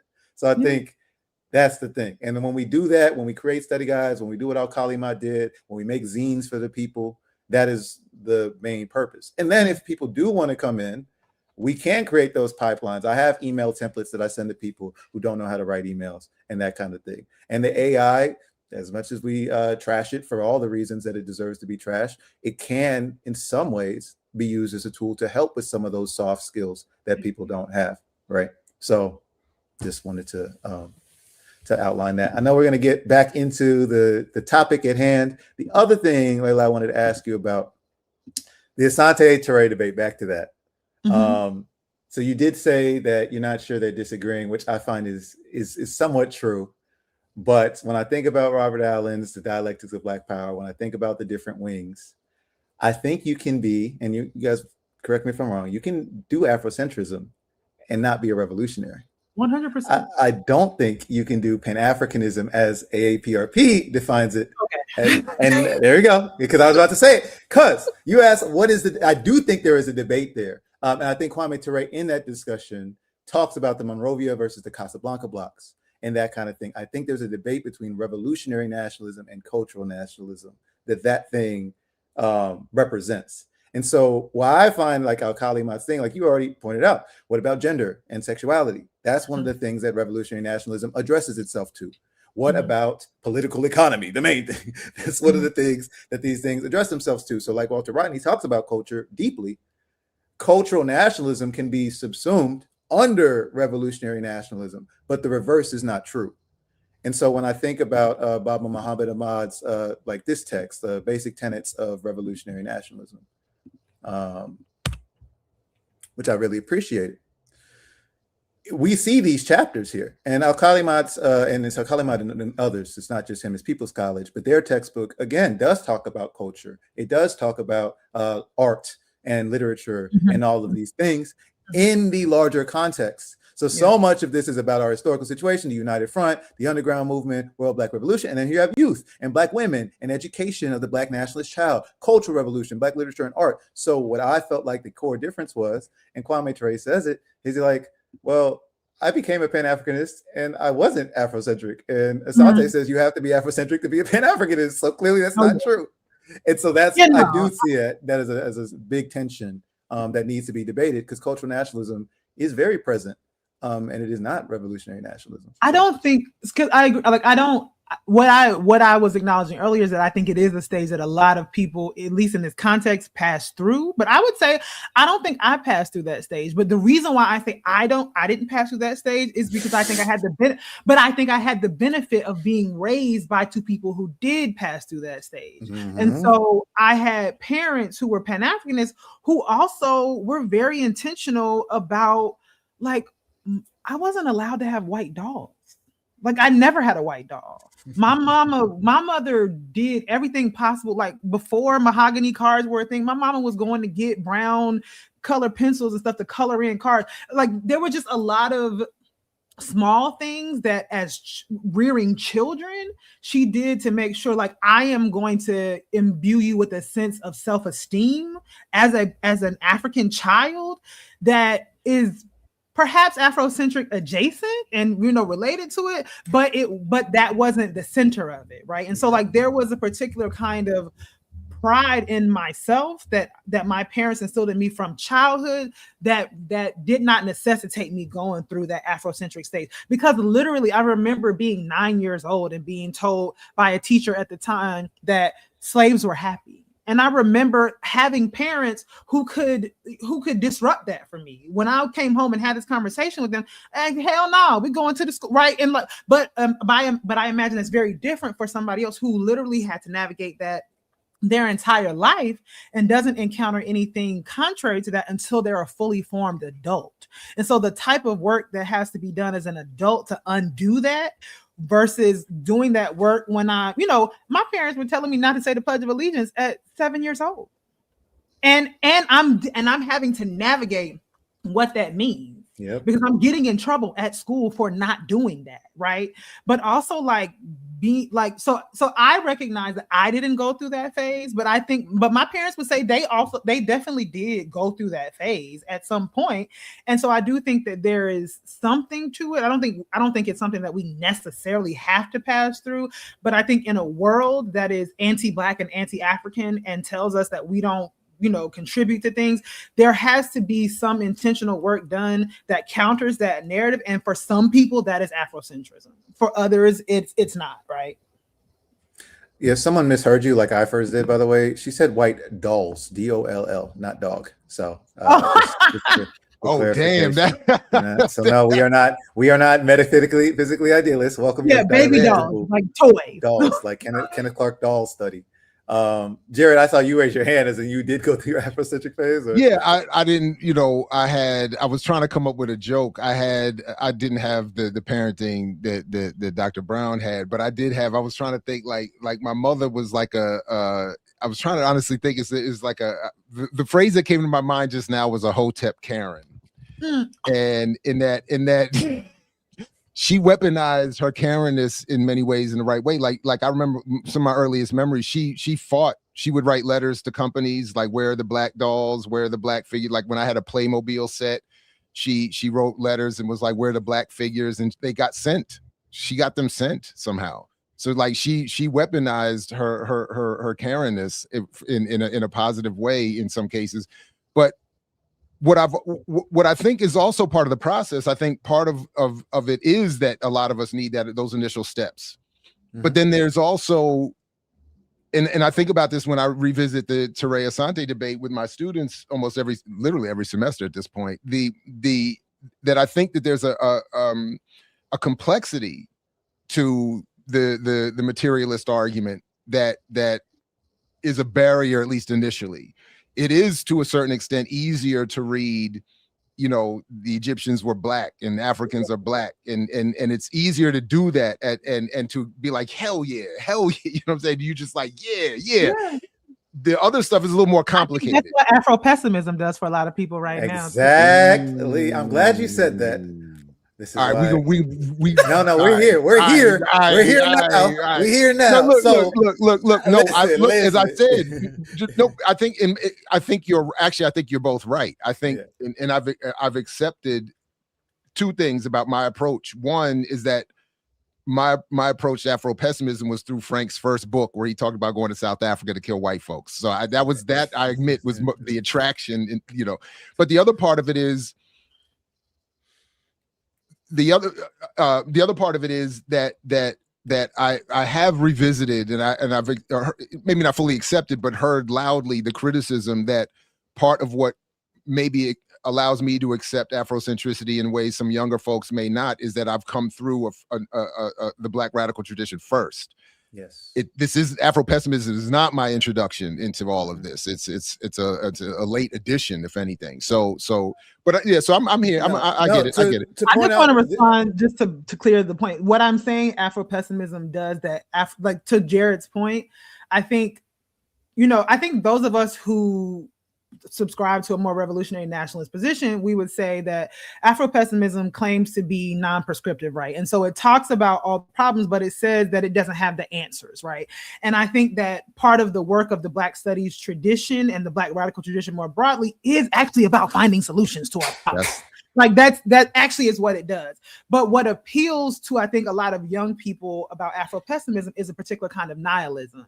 And because Afro-pessimism in a lot of ways says everything's fucked up, blow it all up, cool. But also the theory of revolution is also that everything must change too. And so I think that a part of what is appealing to a lot of young people, or a lot of people who don't have other kinds of context in Afro-pessimism, is that it points out all of the ways that we spiritually and materially experience the world as African people.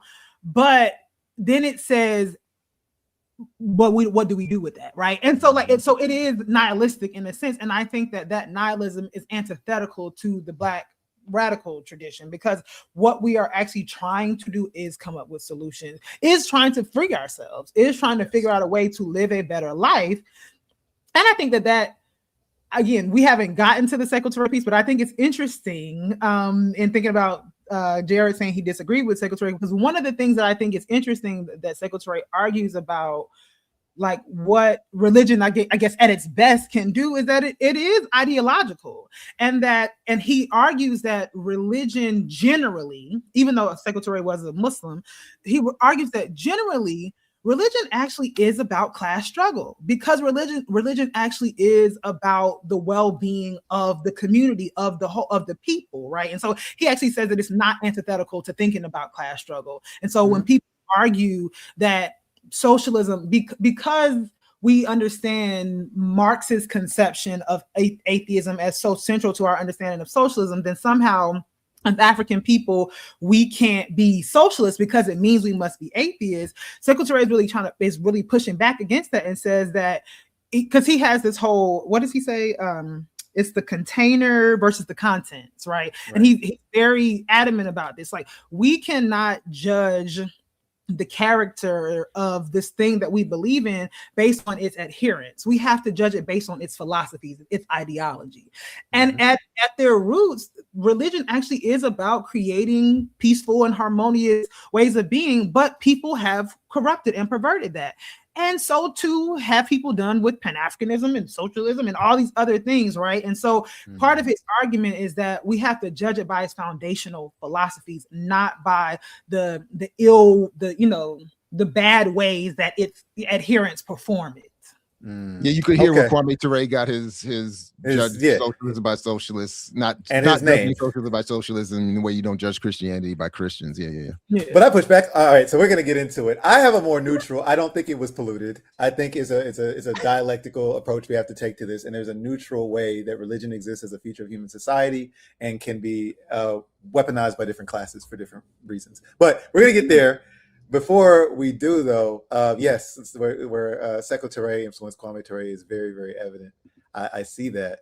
To the point about Afro-pessimism, first I was going to say my background is different than y'all's. So this is what I'm saying. I will be that generation of parent that has the revolutionary outlook to then train the child so that they don't have to go through that other stage, right? For most of us, we do not. However, these ideas originate from the academy and that interaction with the community, because we have to talk about that. That always is happening. So these ideas make it from the academy to the community, but also working class people are always thinking and theorizing about their condition. That is how this goes. The lumpen think and theorize about their condition. So shout out Boo Dirty.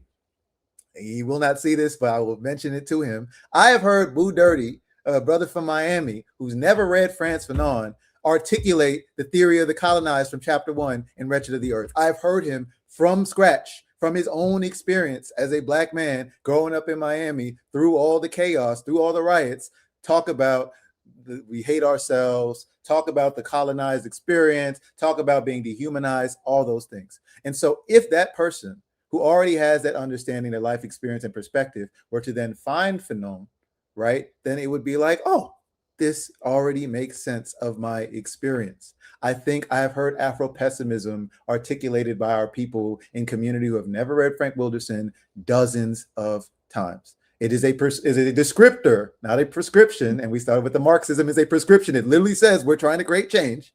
So it's different. It's a description. So yes, Black people saying, damn, they don't really care about us. The times the church that say all over the world, darker people suffer. Why? That's Afro-pessimism. It is a description of anti-Blackness as a force, as something that exists. Damn, even in our solidarity movements, I experience anti-Blackness. What I say, though, is that description is not exclusive to Black people. It is unique for Black people in terms of how it is experienced. That's just historical materialism. Anti-Blackness is a unique thing.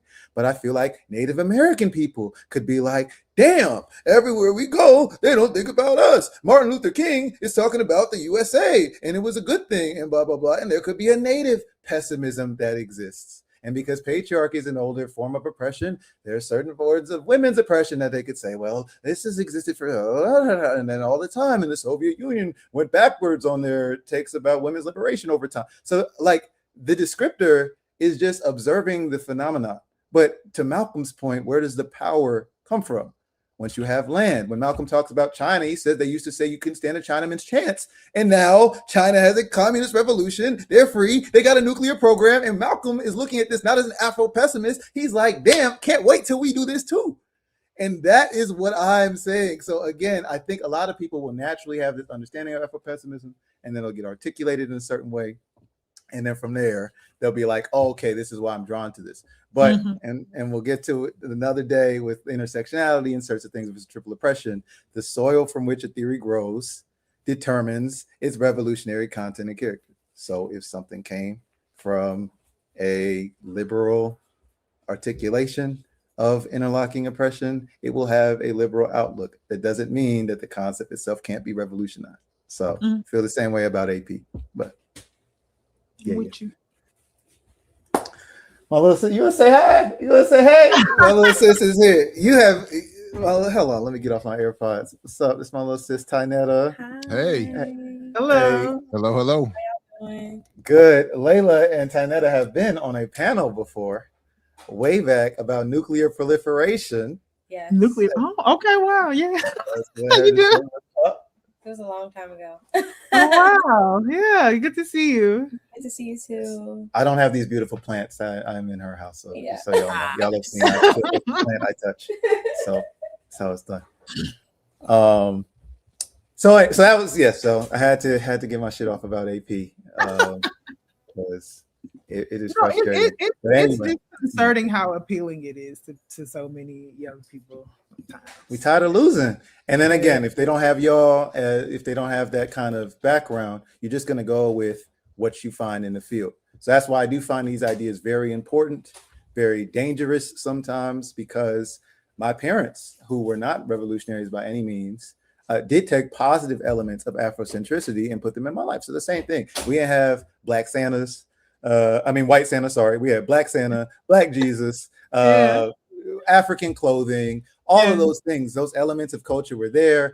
My mom would tear down the school if they ever said some shit about slaves being happy. I went to see the Amistad exhibit when I was a child. All of that I take with me, I hold, I carry it forward. That Baltimore Black Wax Museum and seeing that slave ship exhibit as a middle schooler, you know what I mean? Like I'm we were all of it, all those things all the time. It's life-changing. And to Jared, your mother was a revolutionary though. So to that point, she said she was the C word.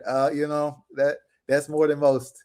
Well, she did. Oh no, she absolutely the C word and the other C word too. By the way, she cracker. She was wild. She was wild.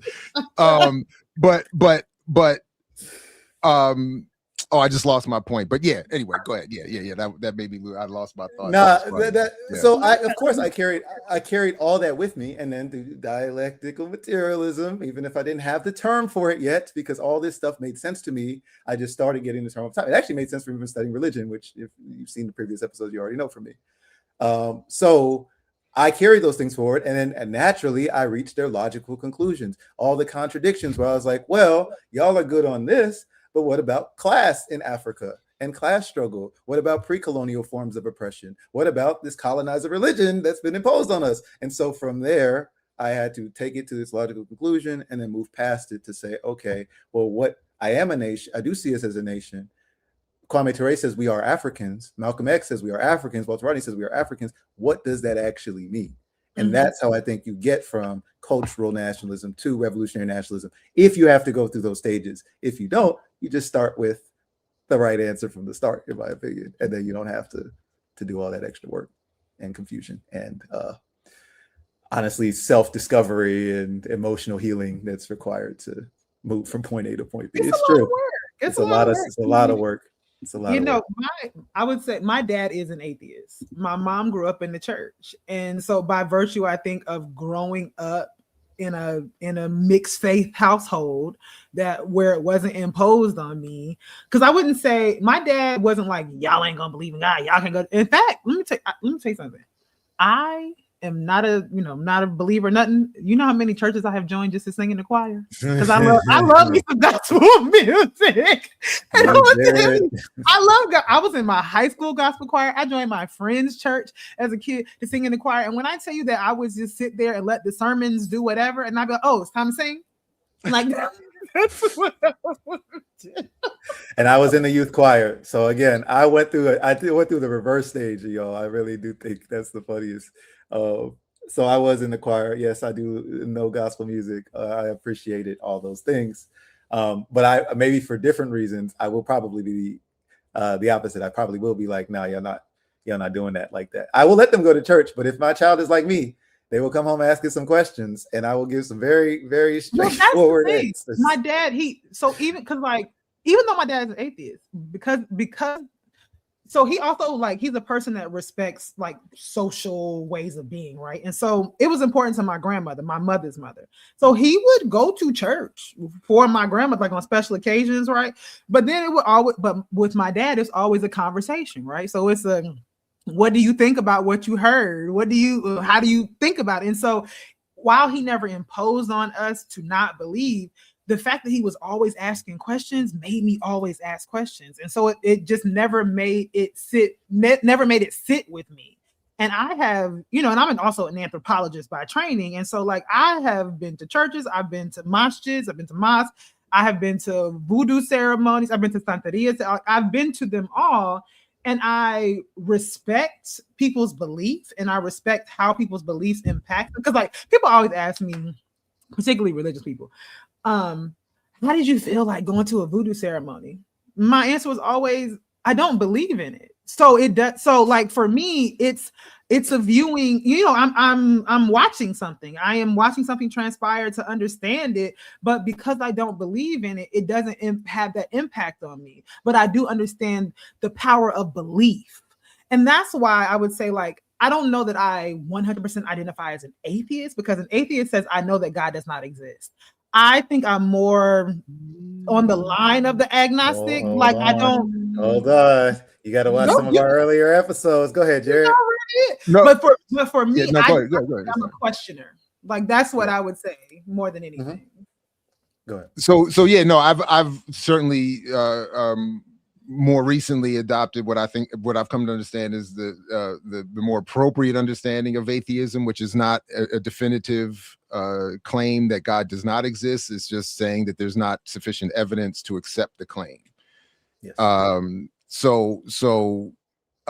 then I do like the dismissiveness in some of those atheist debate spaces around people claiming to be agnostic, because it's just based on the different or from their point of view, the misunderstanding of the definition of atheism. And that comes up in the Sekou Touré piece that I think where that was part of, and the real disagreement that I have is, but I did note the point, Layla, that you made earlier, that 2 points. One, he was a Muslim, and two, he was the head of the state.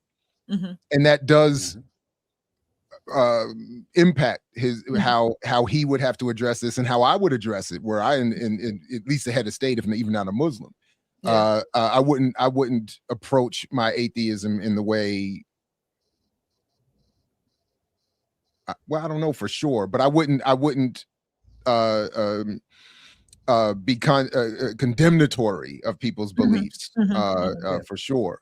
But I do think that some of his claims around what is his defense of Islam and his condemnation of atheism was where I started to really to struggle with his perspective on it. And I don't, because there's a place where he specifically talks about why it makes sense that Marx would lean towards atheism, and he talks about the history of the church in the European context, right? And he says that because of all of the damage and harm that the church was doing in the European context, it makes sense that to move the people towards revolution, you would have to move them away from religion. Now, what I think is interesting is that this Sekou Touré has been dead for quite a while now. I wonder if his position on this would change based on where we are in the world and what Christianity and Islam have both done. I mean, it was already doing that in the time before when he was alive. But I wonder how much time has to transpire before it is the logical kind of, dialectical thing to say, now we must move away from religion.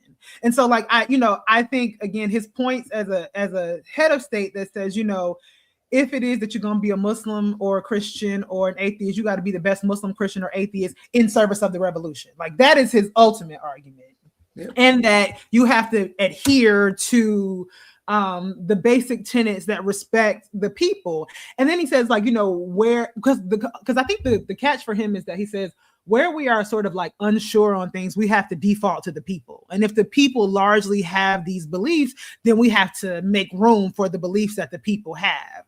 And so I think that as a statesman, that makes sense when you're trying to build a revolution. The question would then be, when you actually have the power to direct the people, what decisions would you make? And then what counterinsurgent elements remain? Look at the Catholic Church in Cuba. This is a question I have when there's still homophobia and people like Castro put the people in work camps. I'm like, Castro was homophobic, not the Roman Catholic Church that is in power all throughout Cuba and that the state is using to fund counterinsurgency to this day. And then he made corrective measures too that people to acknowledge. So he's a leader that apologized. The U.S. doesn't do that shit. So apologize for what? This faultless country. Yeah, we never do anything. I do want to come back to this again to Comrade's song. The four major religions existing to this day maintain values that belong to slave society. They perpetuated a suffocating ideology of feudal societies, not just in Europe, Baba Touré, in some parts of Africa too. While Marx's philosophy opposes religion, it politically tolerates it in recognition that superior scientific ideas will prevail in the long run through persuasion, social practice, and the benefits of science and technology. So that's where I'm at with it. I think that's bars. Now, I do. There was somebody else who said in the comment, and this is something that I fundamentally, I think, agree with as an anthropologist, kind of generally. I do think religion developed as a way of explaining things that we did not know. I just, why does the sun come up every day? Why are there seasons of drought? Why do we have food sometimes and do we not have food? Why are we having babies? Why, when we know that we can't have babies, why are we not having babies? And the assumption that something else is in control of that, I think, is somewhat freeing because it means what do we do? If we don't have control over it, then we just got to keep moving forward. But I also think that but then partially to Touré's point, I do think there is something in faith, like believing in something that you cannot see. There is something there. And I think that I don't, if we think about because he talks about, because part of what he's saying is that the distinction between a mechanical materialism and a dialectical materialism is that dialectical materialism does make room for the not the primacy, but the impact that ideas have on material matter, right? And so in that respect, he talks about religion as ideology in the same way that Pan-Africanism is an ideology, right? It can be, understood as an ideology. And so I don't know, and this is a personal, deep preoccupation. Having grown up as a person who is not religious and who does not believe in God, I do struggle sometimes with with the idea that were I a person who were a little bit more apt to believe in, to have some level of blind faith, that maybe certain things, I mean, I might be on a different path, because I do think that, like, I reject the nihilism of Afro-pessimism, but I also see why people get there, because it's like the states that we are in, right? And so like, what did it mean for people who were enslaved for 200 years to be able to say, I believe that we are going to be free at some point in time, even though nothing materially was demonstrating that that was possible at the time, right? So I don't know. I struggle with that tension between what it means to have faith in that kind of way. Can I? You're on the right show. I am so happy, and we will have to have you back. So please come back. So one of the things we do try and explore in this show is that question. And last week we talked about Huey Newton and his faith is in the people. So I am somebody who grew up with faith. I did truly believe in the Bible, Christianity, Jesus is my Lord and Savior, all of that. When I broke from it, it caused a bit of a crisis for me. But ultimately, I just realized, like, yeah, faith is absolutely a powerful force. I just thought my faith was misplaced. And once I was able to put it into the people, that made sense to me. It just fit, which is why even some African spiritualities I find myself more sympathetic to, like ancestor worship or even voodoo and how it's practiced in some ways. So Huey talks about power to the people. That's what he believes in. He believes in, and when we say the people, our ancestors who came before us and the youth that come after us. When he writes in intercommunalism, he talks about Ubuntu and he Africanizes it, I am we.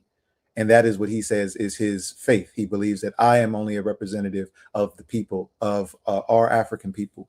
And then he quotes Mao. Mao, who also was somebody whose spirituality, if we want to use that term, I would prefer not to, but his belief was in the people. And in the same way I heard that scripture, faith the size of a mustard seed can move a mountain. And that faith, again, being misplaced in Christ, I just take it in terms of Mao and Huey Newton's perspective, that faith in the people that we can move mountains is how we know that in the Chinese Communist Revolution, they were going to win. In our revolution to get out of chattel slavery, we were going to win.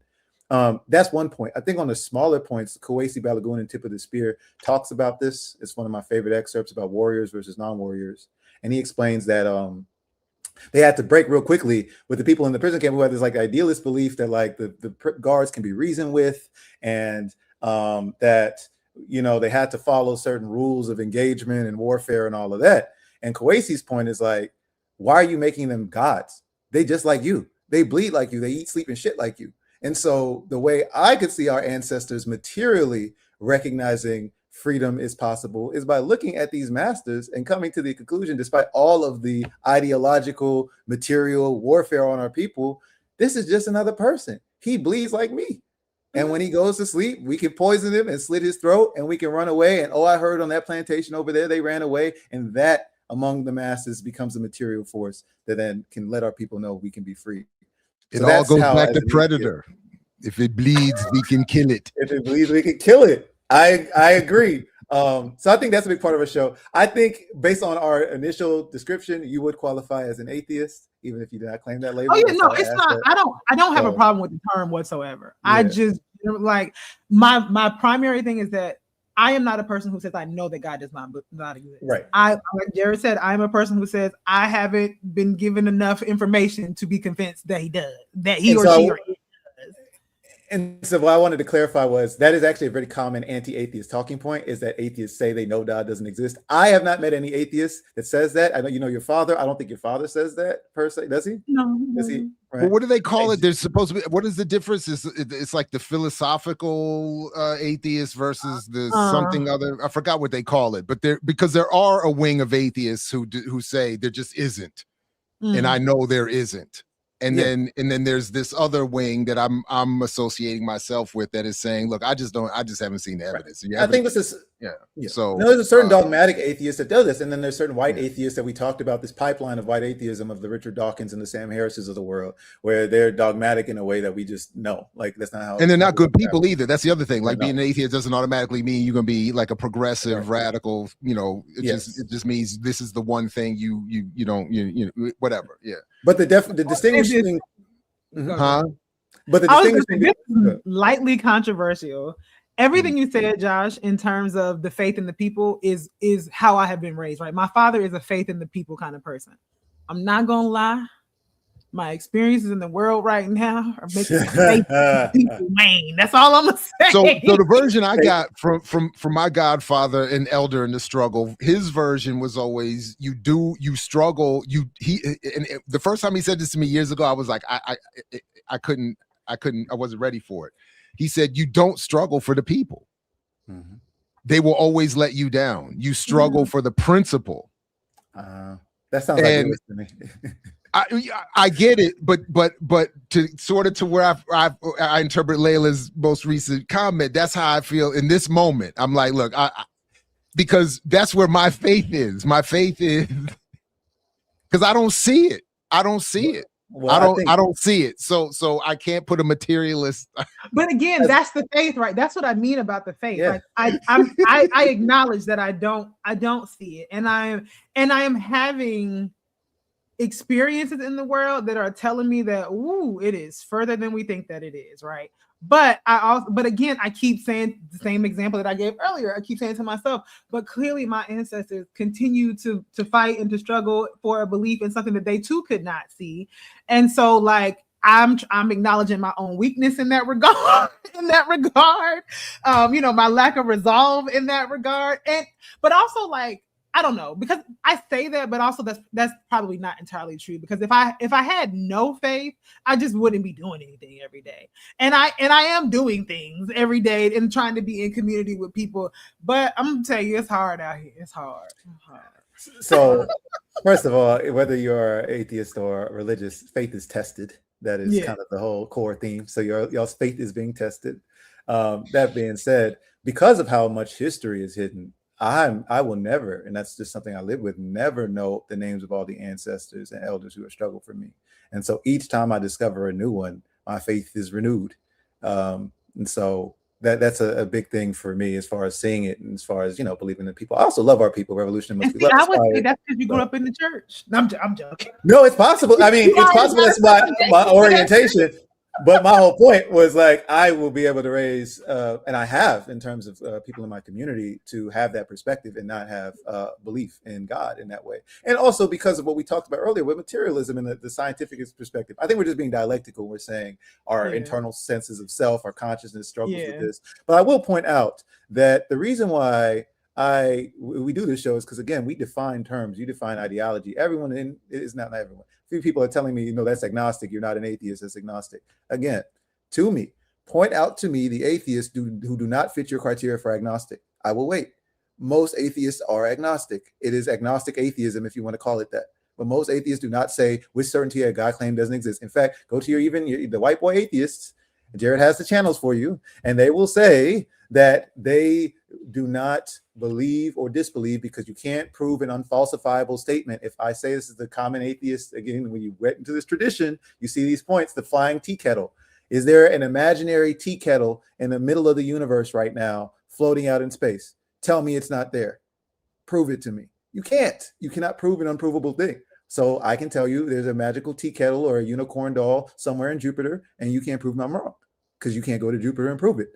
But first of all, that's just a limitation of your ability to do that thing. And if the technology were to change and exist and you could go to Jupiter, then you could disprove me, which is what Walter Rodney talks about. We're about to get into that. And again, it's unfalsifiable. So I don't have to debate that point. You have to prove an unfalsifiable thing to me. It doesn't have to be in reverse, right? There just, if I can, before we leave the Teray piece, there's two things. I just want to share this one that I'll just use as an example of where I think some of his foundation was off. I think this is page 31. He says, men discover scientific laws, but they do not create science, which is therefore truth, whose laws are concealed until their discovery.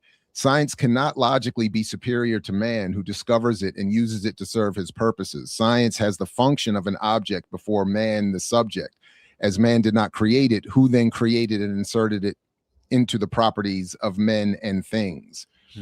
So for me, as I understand what he's saying, and I think it's a flawed approach. He's defining science in a way that a lot of believers today seem to want to define it, as a religion of the non-religious.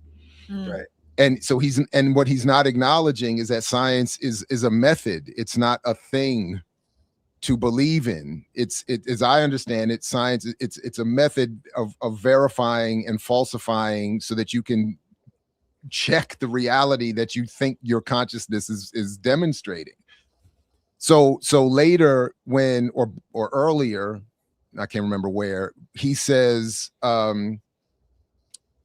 he starts to try to use the Quran to prove that science is only verifying what the Quran. And it's weird because I had just circle. Well, yeah, but I just watched the thing like late last night, early this morning, on one of those debates channels where a former Muslim and Arabic speaker was making the point, responding to what Teray brings up here, that nothing the Quran claims, to the extent that the Quran can be said to accurately predict astronomy and other scientific findings, none of what was said in the Quran to be predicting the natural universe was not already known. In other words, the argument that I just watched was that whatever the prophet was claiming in the Quran to be science was already understood in the world. He would have already been able to have learned it from other people.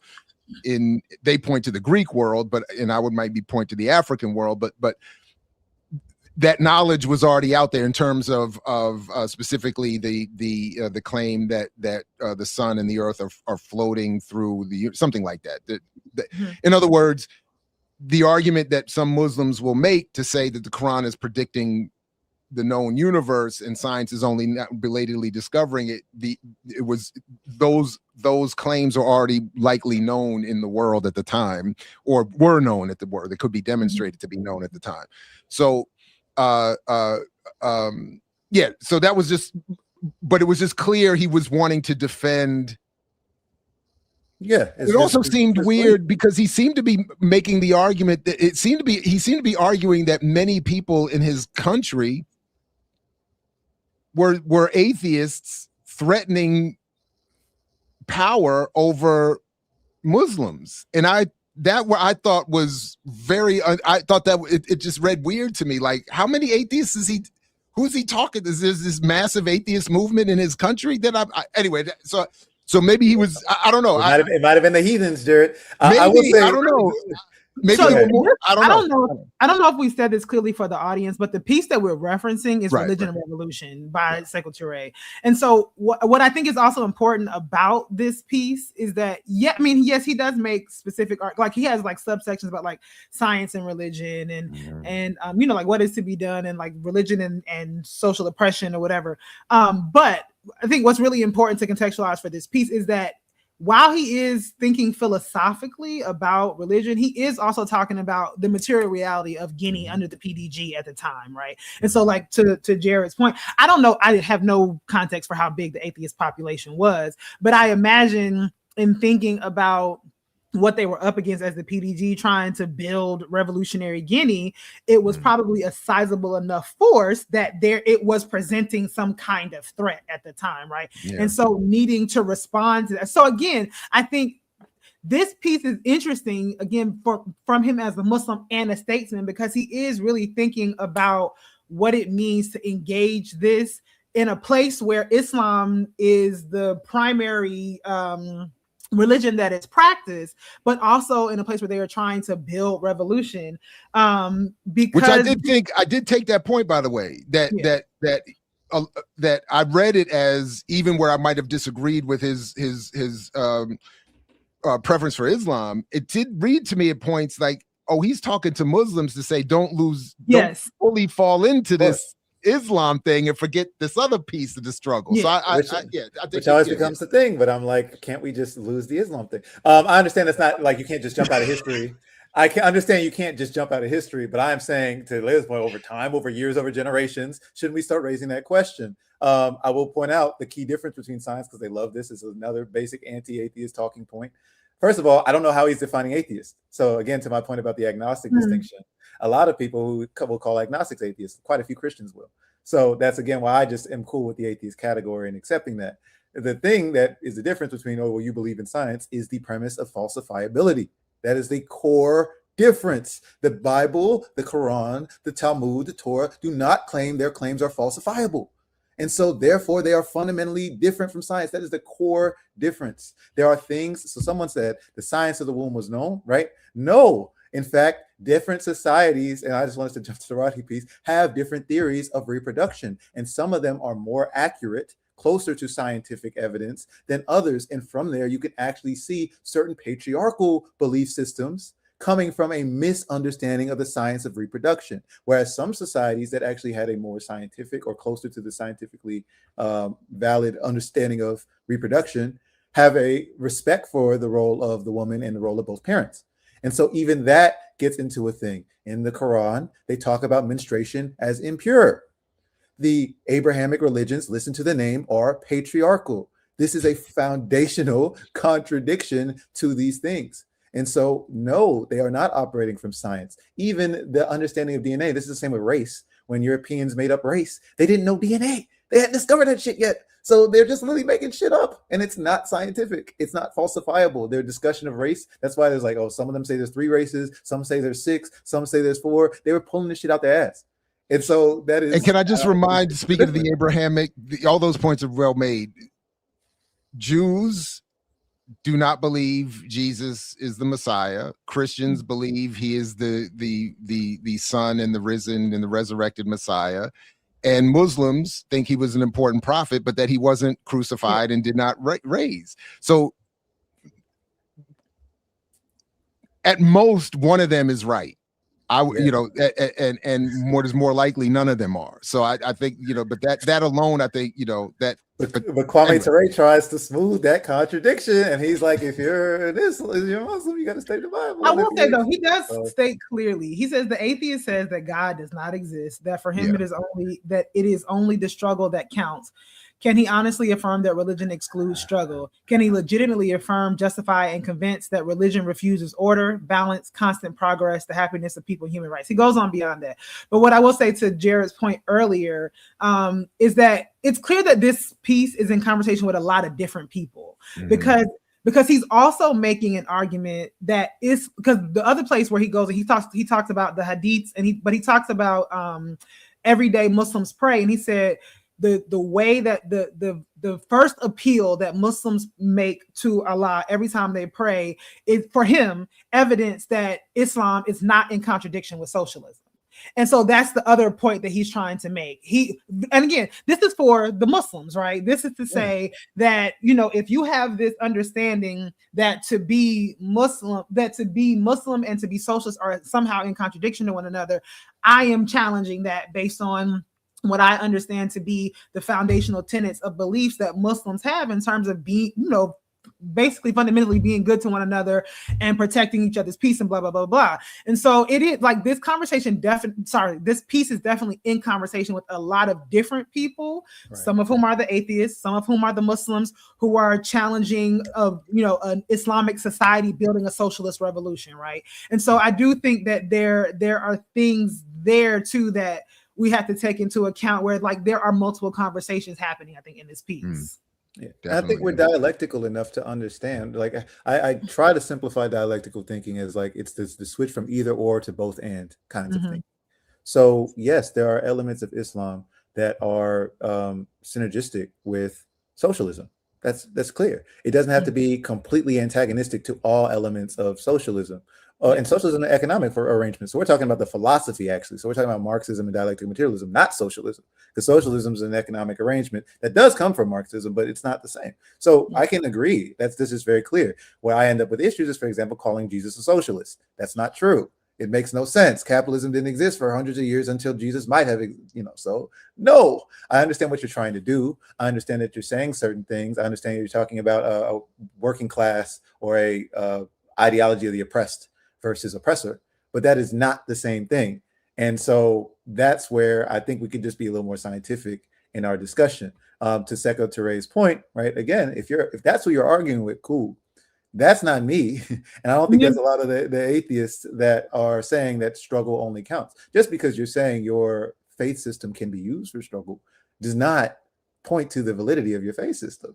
And that's what Jared already said. Only one of those things can be right. And so when Kwame Ture speaks, and I have to do a time check, which I actually put. Kwame Ture talks about it, and he tries to smooth it over and be like, if you're a Muslim, then you have to study the Bible and the Torah, and if you're and you got to be a good. I understand you're trying to create peace. You're trying to smooth over a contradiction, but the contradiction isn't being resolved. Is my point when you're doing that because of these issues that we're talking about. There are opposing claims.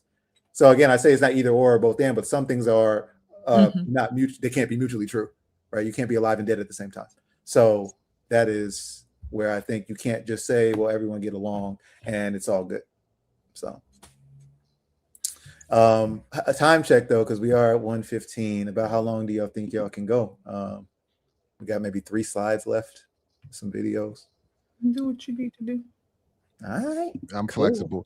I do want to say quickly that I also think that abiogenesis challenges Touré's argument around what about the where he tries to make the argument that you can't have a creation without a creator, and the scientific world seems to be coming up that which I think is fascinating, that there was never nothing, and that the expansion contraction may have just been going on for eternity. The universe may contract again, then we'd be another big bang. We could be in the billionth iteration of this it's just fascinating. This is wild. This is why dialectical materialism is so important, because in the Cornforth piece we read earlier, he talks about how materialism and dialectics, you're trying to explain, you're trying to approximate reality, but these are concepts. They're just human-made concepts. So if your concept is not accurate for reality, you have to change it. The concept of nothing or zero, even zero as a mathematical concept, is independently observed across societies. Like you could maybe clarify as an anthropologist, but like the Chinese come up with a concept for zero, and different African societies have a concept of nothing, but nothing is still a human ideal and understanding of some sort of reality. If the universe does not apply to the human definition of nothing, then there was no nothing. You made up a concept that you think everything has to go by, but you're actually incorrect. And so that's where we can go past the infinite regression thing. Okay, you're saying all things have a beginning and an end. Your concept of beginning is only accurate when you're talking about things like maybe life on Earth, or maybe like a human being. Current space-time. Or current space-time, but it's not accurate when you try to describe the universe. And so the laws do not apply universally. So, I mean, it blows people's minds, but that is how I think about it. The scientific community is trying to work through it. And they say, we are just figuring it out. This is a theory. We don't know. So the power, we don't know. All right. So we have Kwame Ture trying to work through some of this. And I really appreciate, again, you just see the revolutionary elements in there. The respect for Africa. We'll get into some of his anti-Zionism. Because again, when he's using these faiths, and he even says atheists, and I'm curious, he says even those of us who are atheists, I'm like, Chloe, which one are you, buddy? I don't think he ever professed to have no particular spiritual. I think he always said he respected the beliefs of the people. Yep. Yep, that's why that's why I put him in my camp. But to your point about like statecraft or having to be the leader in a movement and having to talk to the masses of people and create unity, I think he struggled with that a lot.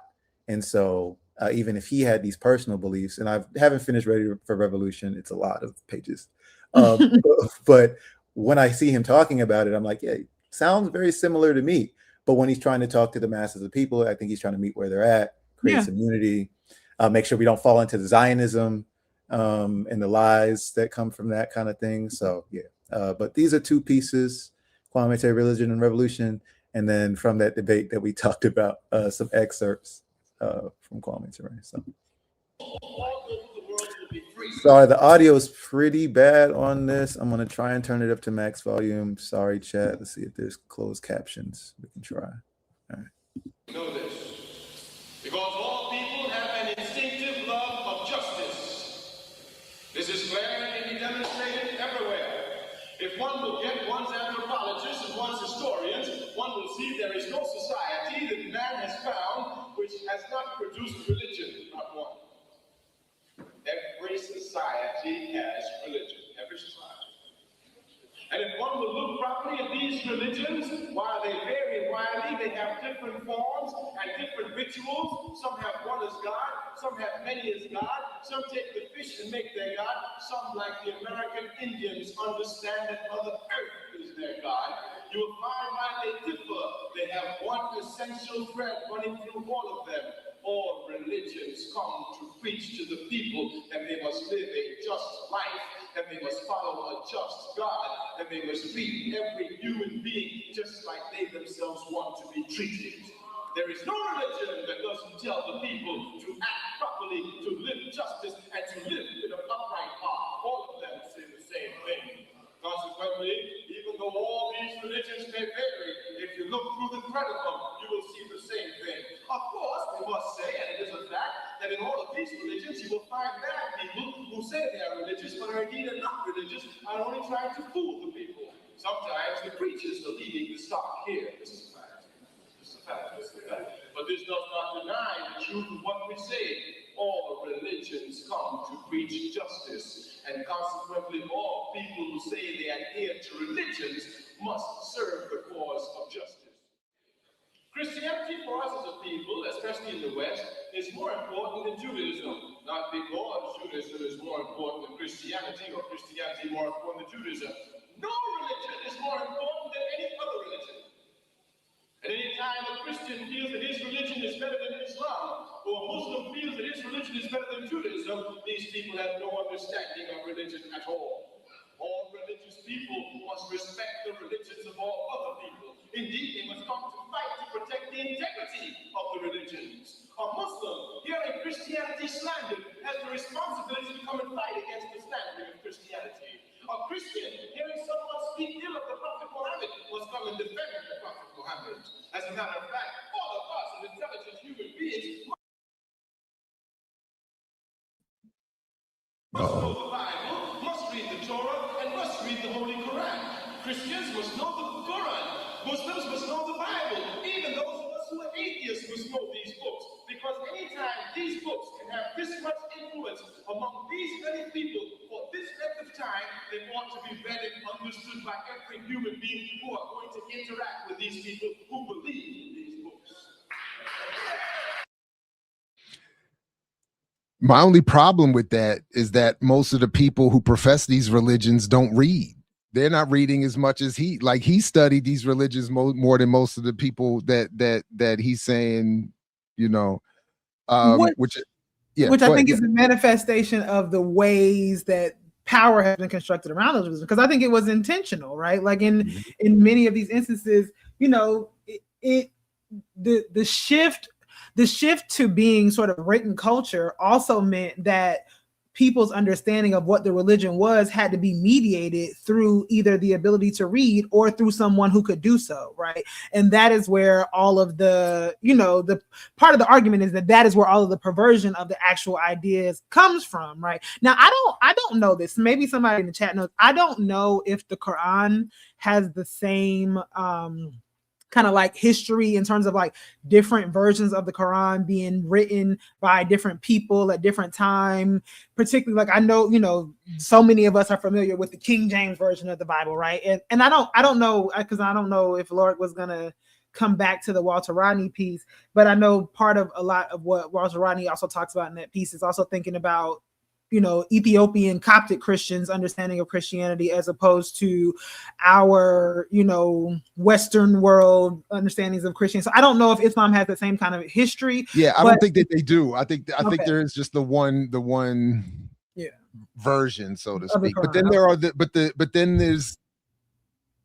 Don't get me started. Let me stop. Let me just stop there. Yeah. But I do know in the copy, so in one of the and I don't know, and again, so I'm not sure, but I do remember there's a footnote in the Quran I have that explicitly makes the point similar to what Teray was just saying about all the people of the book. So Jews, Christians, and Muslims, it's all like Muslims are instructed to defend them and support them and all this other kind of stuff. Because which is always weird, because even if we were reading the Sekou Touré piece, one of the parts that I keep getting caught up on is that, yes, when people often talk about what one or another religion says is to be the behavior of the people who adhere to that religion, the fine print is usually that you have to be in that religious group for this to apply to you.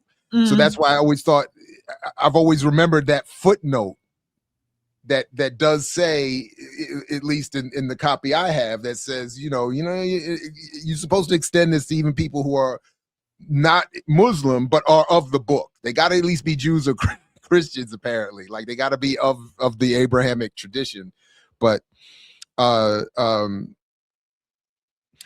I even remember hearing, some particular Nation of Islam speeches where the minister will say something to the effect, I don't pay taxes to this government, and I don't, and it's like, well, yeah, because technically your property is owned by the nation who do pay, and which is a religious organization, and or the things that you're talking about doing are specific to the people in your group. It's not really being extended to everyone. And like the Talmud tells Jews, like, if they're not Jews, they're not real. Like, it's like, so it's like, there's like all these like little side things. It's like the book, it sounds great, but the fine print is, but anyway, yeah. Yeah, well, I think we already start with the contradiction where he outlines. So he's like, okay, there's Christianity, and some people believe in that, and then some people believe in this, and the Native Americans believe Mother Earth is God. And so, like, well, right there, it's a completely different worldview. It fundamentally changes things, and then also it raises the questions of Africa, because that's very similar to quite a few African spiritual systems. And so that was always my question. The reason why I like Walter Rodney's piece is because there are folks who will be like, well, Christianity came from Africa, ? Not necessarily, because he talks about the Keper Nagast. We're not sure. But sure, if you want to talk about it, it's definitely been in Africa for a very long time, longer than even the Europeans, because they didn't even find the Keper Nagast until like the 1800s. So sure, but the question is that what our ancestors were practicing? Because my ancestors are not likely Ethiopian. They most likely came from, when I showed that map earlier, the heathen region. So I ask, it's different if Ethiopia was how you were exposed to Christianity, but that is not how the majority of Africans, specifically throughout the diaspora, became Christian. So that becomes a historical question for me. But again, if you believe in Mother Nature, that is making completely different claims. So someone in the chat said, like, we should all have one faith. I just don't think, if we're talking about dialectical materialism, it's possible, right? Because as Layla was saying, like, different parts of the world are going to have different explanations for the natural things they see. If you're in, I said this in the first episode, but if you're in an area of the world that has hurricanes or whatever, that shit becomes a part mysteriously. Are you kidding? Suddenly, it's a huge part of your spiritual system. It becomes a very big part, but in areas even knowing how tornadoes work, them shit still just be like, okay. So we were talking about, because that's the thing for me. Like, people like, if you know, doesn't it lose the magic? Absolutely not. That's not how that works. I can understand, and it's still amazing. It's still terrifying. I know how a wave works. I know the moon is causing it. That doesn't, as a little bitty human, that doesn't change how amazing that shit is. I've actually thought the opposite. The more I learn about the physical universe, the more fascinating it becomes. Yeah, it is. It's more fascinating than a cold front meets a warm front, and then shit just drops out of the sky and sucks stuff back up. Like, what? Yep. Have you seen the ocean currents map? That thing looks crazy. Or even just the life that exists at the bottom of the ocean. Like, it's a whole other, and people say some scientists are saying it's more complicated to explore down there than the outer space. So it's like, so to me, it's more fascinating than God just did it. Like, like it's just more interesting. And then this whole thing that I do think that is maybe my greatest frustration about death is that I won't learn what the hell this thing is. Like, what is going on here? What is this universe thing? Like, what is happening here? How big is this thing? What else is out here? Yep. You know, what, like, this is some wild, like, what is, if there's never, I can think about it all the time. What do you mean there was never nothing? Yep. What the hell, like, what do you, what does that mean? Never, nothing? And it just gives me, but to me, that gives me a deeper appreciation for the things that are unique to this specific period that we live in. Yeah. And that's what's so cool. To the point that Europeans didn't understand evolution before that scientific discovery. What do you mean we're related to plants? What do you mean there was a time where Earth had no trees on it? What do you mean there was more water? You know, and we were living underwater. Like, that kind of stuff to me is, you know, as a plant person, I have honestly no, because I have a peace lily that was given to me when my mom died, and about 2 years, maybe a year or two ago, that thing went completely bald, and I knew I thought it was dead, but for whatever reason, I just kept watering it, and then all of a sudden, stuff starts sprouting back, and it's 7 years old now at this point, and I'm like, that is like, and nothing told me that it would come back to life. I think I was just emotionally continuing to water it because it was something I was given my mom died, and it has come back, and I do find those things very, you know, fascinating. But I think the other thing, because like we talked earlier about religion ultimately being an explanation for people, like an explanation for things unknown before we had methods to try to figure them out. But the point that Jared just made about death too, because that preoccupation is like, okay, there's been this person who's been with me my whole life, and all of a sudden is gone. And now they're just gone, and there's nothing. Like, there's no way that I still commune with them in any kind of way. They can't. Sucks. That's whack. I hate it. Yeah, right. And so, you know, even that, right. And I don't, you know, like, what happens when we die, right? And not just in the material sense, like, okay, we know our bodies decay and all these other things, but like all of that person was in the world is just no longer. And what? Like, you know, and so I can understand, as a person having lost people very close to me, I can understand the desire for wanting some and really unknowable explanation about what that means, right? And it'll be different. No, I get it. Yeah, I agree. Yeah, it'll be different for every person, but this is like the science, technology, the means of production, how they change over time. That is true, but we live in an era where the camera's been invented. Like, just think about how that's transformed human consciousness. Someone can go back in time and be like, oh, that's what my grandpa looked like in 4K HD with the braids. Like, that is different than what someone 200 years ago could have experienced. There will be people who can look at this conversation years from now. So even how we interact with our memories, they do live on beyond us. Like, that was the whole thing when we had Ear Doctor on, where I was talking about, yes, for every person, even religious people, have to find different ways of being at peace. Like, just because you're a Christian, we know that there are plenty who are not at peace, even with what their religion tells them.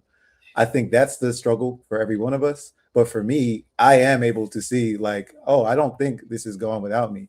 In fact, when I see youth who do similar shit than I do, who make similar mistakes, who find the same toys fun, I'm like, this is amazing. I'm going to be here 100 years from now. I know for a fact someone's going to be a hater just like me 100 years from now. And I hope that happens. And I also hope that we've been able to transform society so that some of the trauma I've been through, they don't have to go through. And so that's what I look at our ancestors. There's some new shit. Oh, there's some new shit out here that's bad. But when I read the slave narratives, I'm like, you know, they struggle. Yeah. I don't have to experience that shit no more. You know.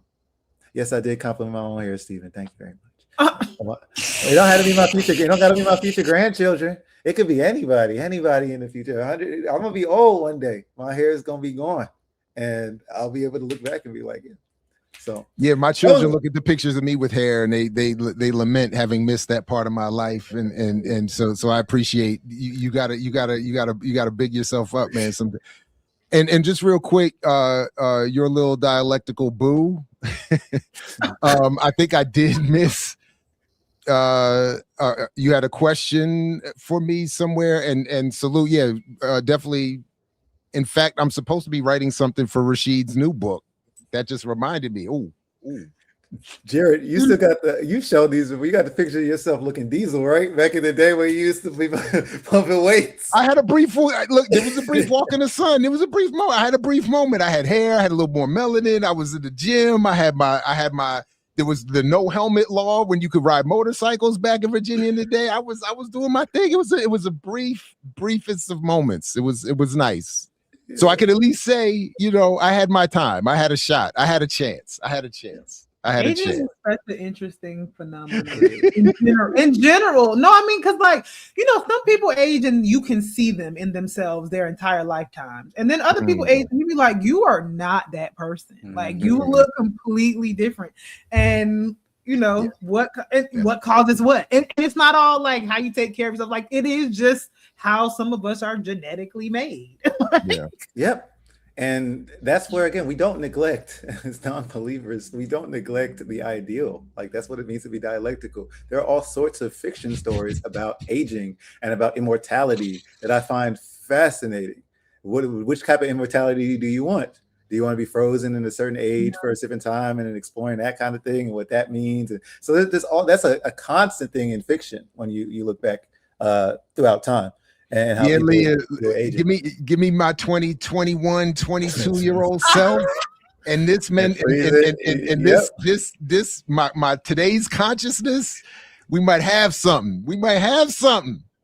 And there's a discussion of like things are beautiful because they're temporary, right? The fact that things change, the change is permanent, is why you can appreciate certain things, or why you, now that you're older, can be like, oh damn, it wasn't as bad as I thought, or you could be like, I'm glad I ain't do that shit no more, right? I think.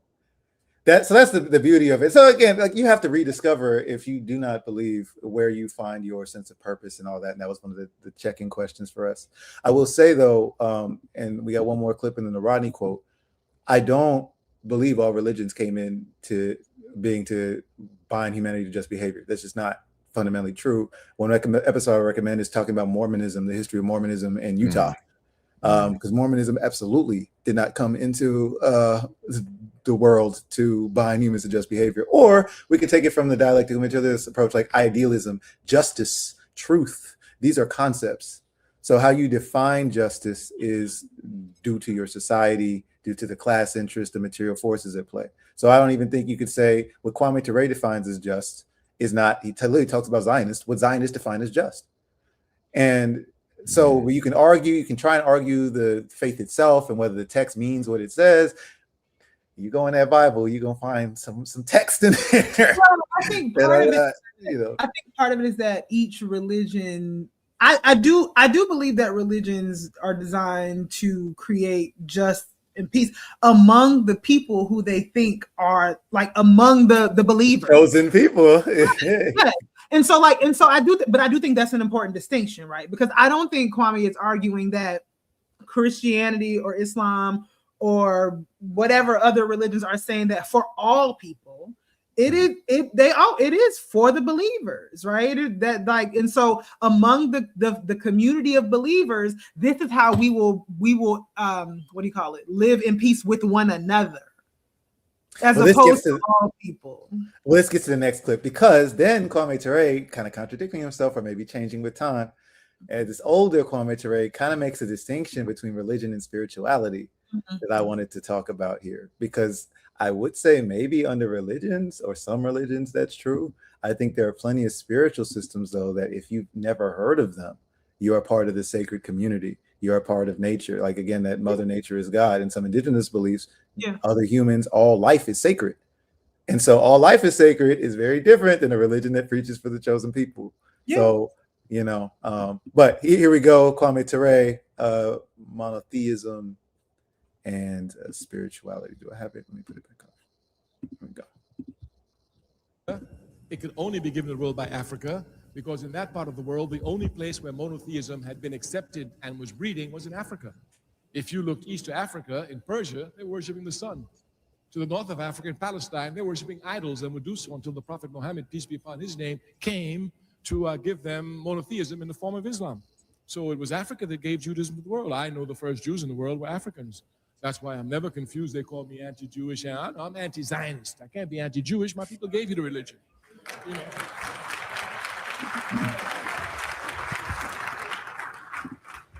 On the question of Christianity, again, Africa's role is, you know, when Jesus Christ, peace be upon his name, was in trouble, it was only Africa that gave him refuge. That's where he grew up as a young man, learning and growing. The very first country mentioned in the Bible, Genesis 2, verse 13, is Nubia and Ethiopia. If my memory serves me correctly, I think in the Bible they're called Havilah and sometimes Cush. That's Genesis 2, verse 13. If you just take statistical analysis of the Bible, you will say Egypt and Ethiopia is mentioned more than Israel. Of course, we know of the role of Africa in giving protection to the disciples of the Prophet Muhammad, peace be upon his name, when they were in trouble, and even given refuge to Joseph when he was sold by his brothers into Egypt. So Africa is a very spiritual society. This spirituality must be respected and must be understood. But by this, we do not mean that this spirituality broken down into religions. That's where people get confused between spirituality and religion. We just want to make that clear. But Africa certainly has, throughout the continent, a great sense of spirituality, and one which, even if you're not African, when you're in the continent, you become amazed at. So that was where I was. And I know, Layla, with the AAPRP, there's a discussion of Africans as spiritual people. So what do we think that distinction is? I was a little confused. What is the distinction between, well, first he talks about religions in a certain way, but now it seems like he has a distinction between religion and spirituality. I mean, my personal understanding of the distinction between religion and spirituality has to do with the organized manifestation of it. Because like religion has a central body, it has a doctrine, it has people who are determining if you are doing a thing a good way or not. Spirituality, because like, you know, like we call like Ifa, right, which is like the root tradition of Santeria and Voodoo and all that. Like we recognize it as a religion now, I think partially because we're trying to have this conversation where it is on par with other world religions, but it fundamentally operates differently because like it doesn't have a central governing body in the way that Christianity or Islam does. It's not, and I really, I mean, because the reason why we think about religion as precursors to governance is because that's fully what it was. Like it was organized and structured in society. Whereas I think about spirituality, like if you know, my little altar to my mom, and my relationship to whatever ancestors I had, like that's between us, right? No one else is mediating that. And even though, like, even in Ifa-based traditions, right, you can go to a Babalawo, you can go to somebody who can help you interpret signs, but even they, the best among them will say, you know, this is a reading that I'm getting, but also this changes. Like all of these things are constantly changing all the time. And so even if I give you a particular reading at this moment, that doesn't mean that, you know, you still have to make certain choices about how you move in the world. And that will have certain impacts and outcomes based on the things that you do. And so you can ask this same question today, tomorrow, and the next day and get a different answer every day based on what you did and how you move and how other people are moving through the world, right? Whereas that is not my understanding of religions in that sense. And that would be how I understand. Also, like, you know, obviously we see like part of what we see in watching, I mean, we get the benefit of seeing Kwame Ture age, right? And we get the benefit because somebody, not in this show, but it was a comment in the last show that you did with Lou Turner, and somebody put a comment by Kwame Ture, then Stokely Carmichael, which was like him talking about like, I've read Lenin and I've read Marx and I don't really much understand it. Yeah, and when he was 25. Like, I mean, like, and so I was just like that, like, that's a crazy thing to me to even put in there in that context when we got to see him live all this life and mature in his understandings. And when I say mature, I don't just mean in age, like be able to take in more accounts of what these things are, right? And so like maybe when he's talking about religion kind of earlier in his life, it also maybe has to do with before he spends 20 years in Guinea, because also like I don't necessarily know Kwame Ture to be Muslim, but he also says peace be upon the Prophet Muhammad every time he says his name. And I understand that as a cultural thing, right? As a result of him living in that place, where in the same way that I like, even though I don't believe in Christianity, I understand myself to be very much culturally Christian because of the world that I grew up in, right? And I learned that lesson early on as a young person. Like, I think when I was in high school, we were reading like Bhagavad Gita or something like that. And like my East Asian classmates, we were like talking about like, you know, allegories and all these kinds of things. And like when we were reading like the Odyssey and Dante's Inferno, there were certain moral lessons that felt that they were not getting because they had not grown up in that particular kind of context, right? And so we take for granted, like, even if I don't necessarily say that I get my morality from Christianity, I absolutely live in a society that determines morality based on Christian beliefs. And so what Christians believe to be good and bad in a general sense is very much the world in which I was brought up. And so even if I don't say that I believe in it, very much shapes like how I see the world, right? And so, and that's kind of also what I understand about like religion, is like its power to indoctrinate people in particular kinds of ways, where I think I see spirituality as much more loose, much less rigid. I don't think it's any less real, but I think it's much less structured in that way.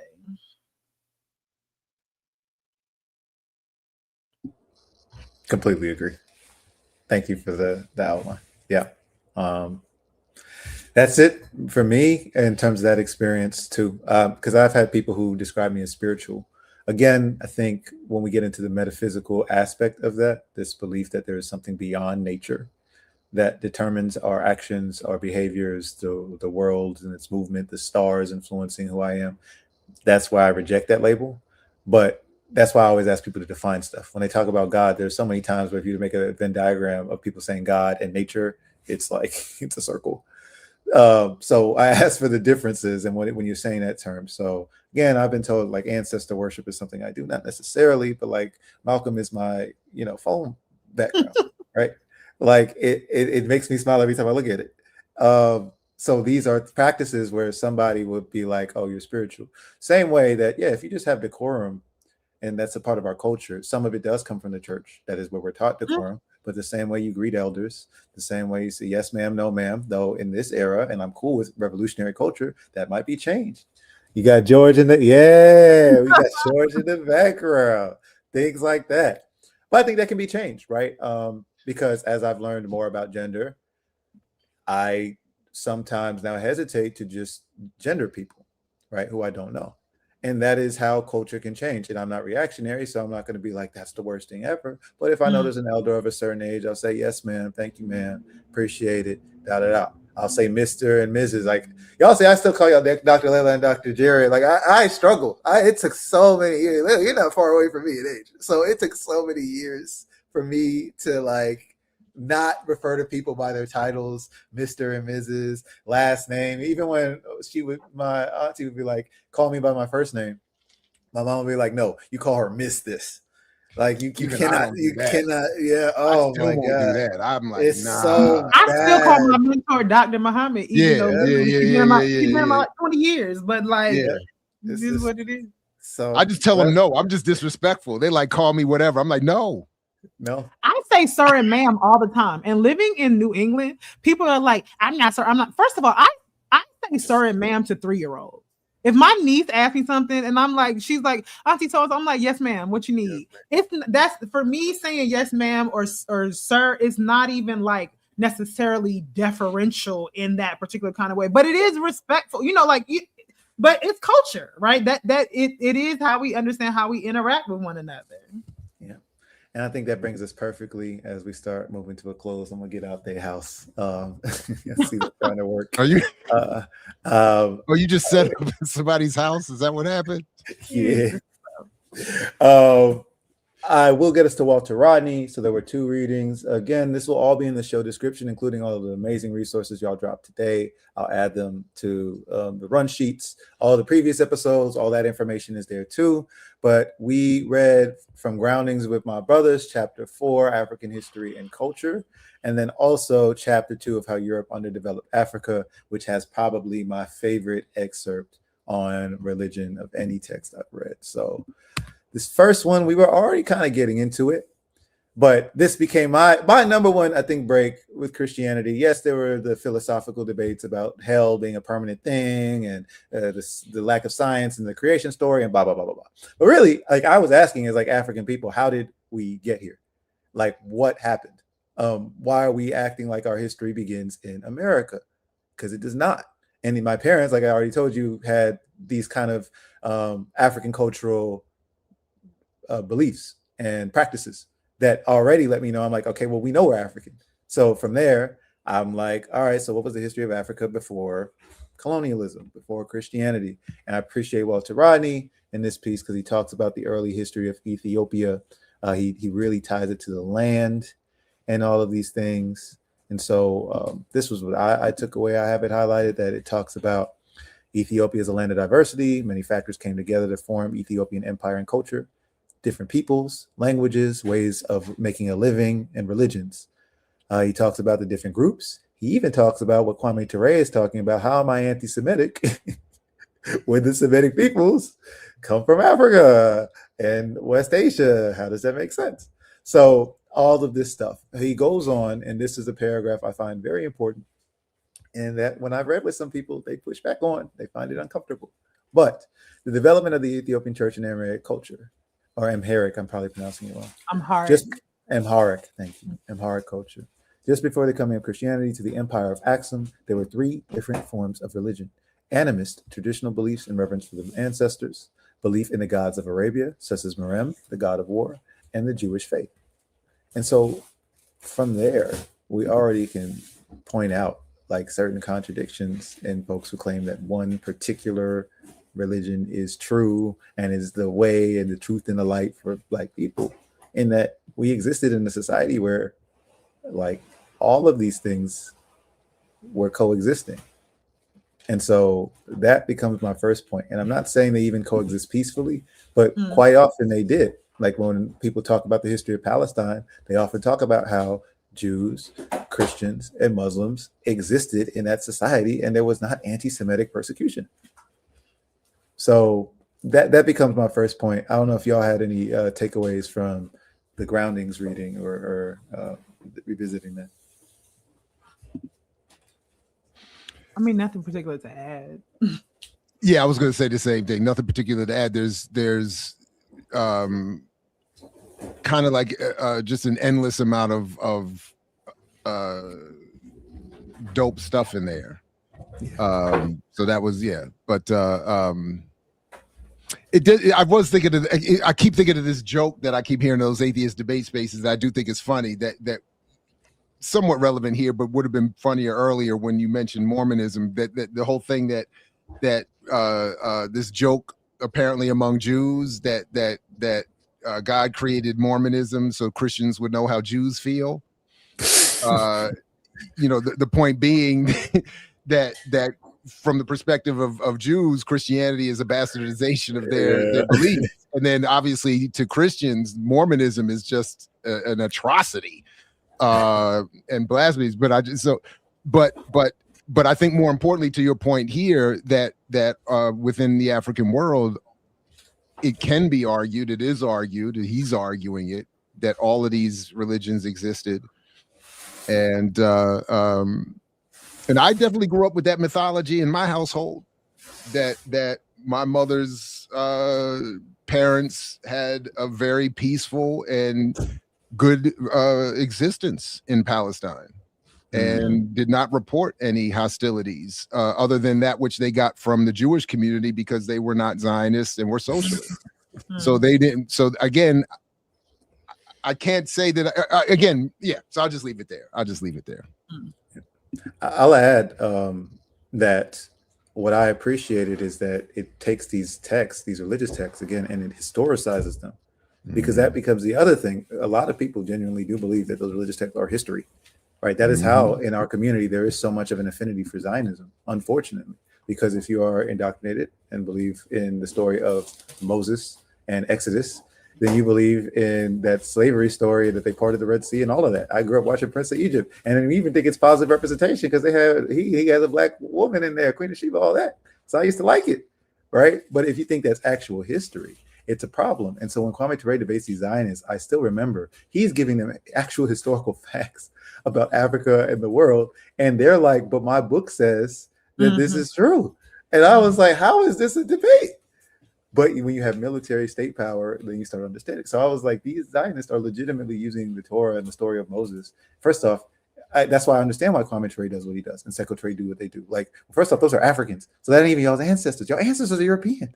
So let's start there. Like, we have to do, there's so many different takedowns. But what I appreciate is, like, even among our people, we have to look at this stuff historically. So we joked last episode that hell was a patch update in the Bible, like it wasn't there the whole time. And this is talking about historically, like the Falashas and how they practice a different form of Christianity and Judaism, and how all of those beliefs actually look more like the historical beliefs from the Bible.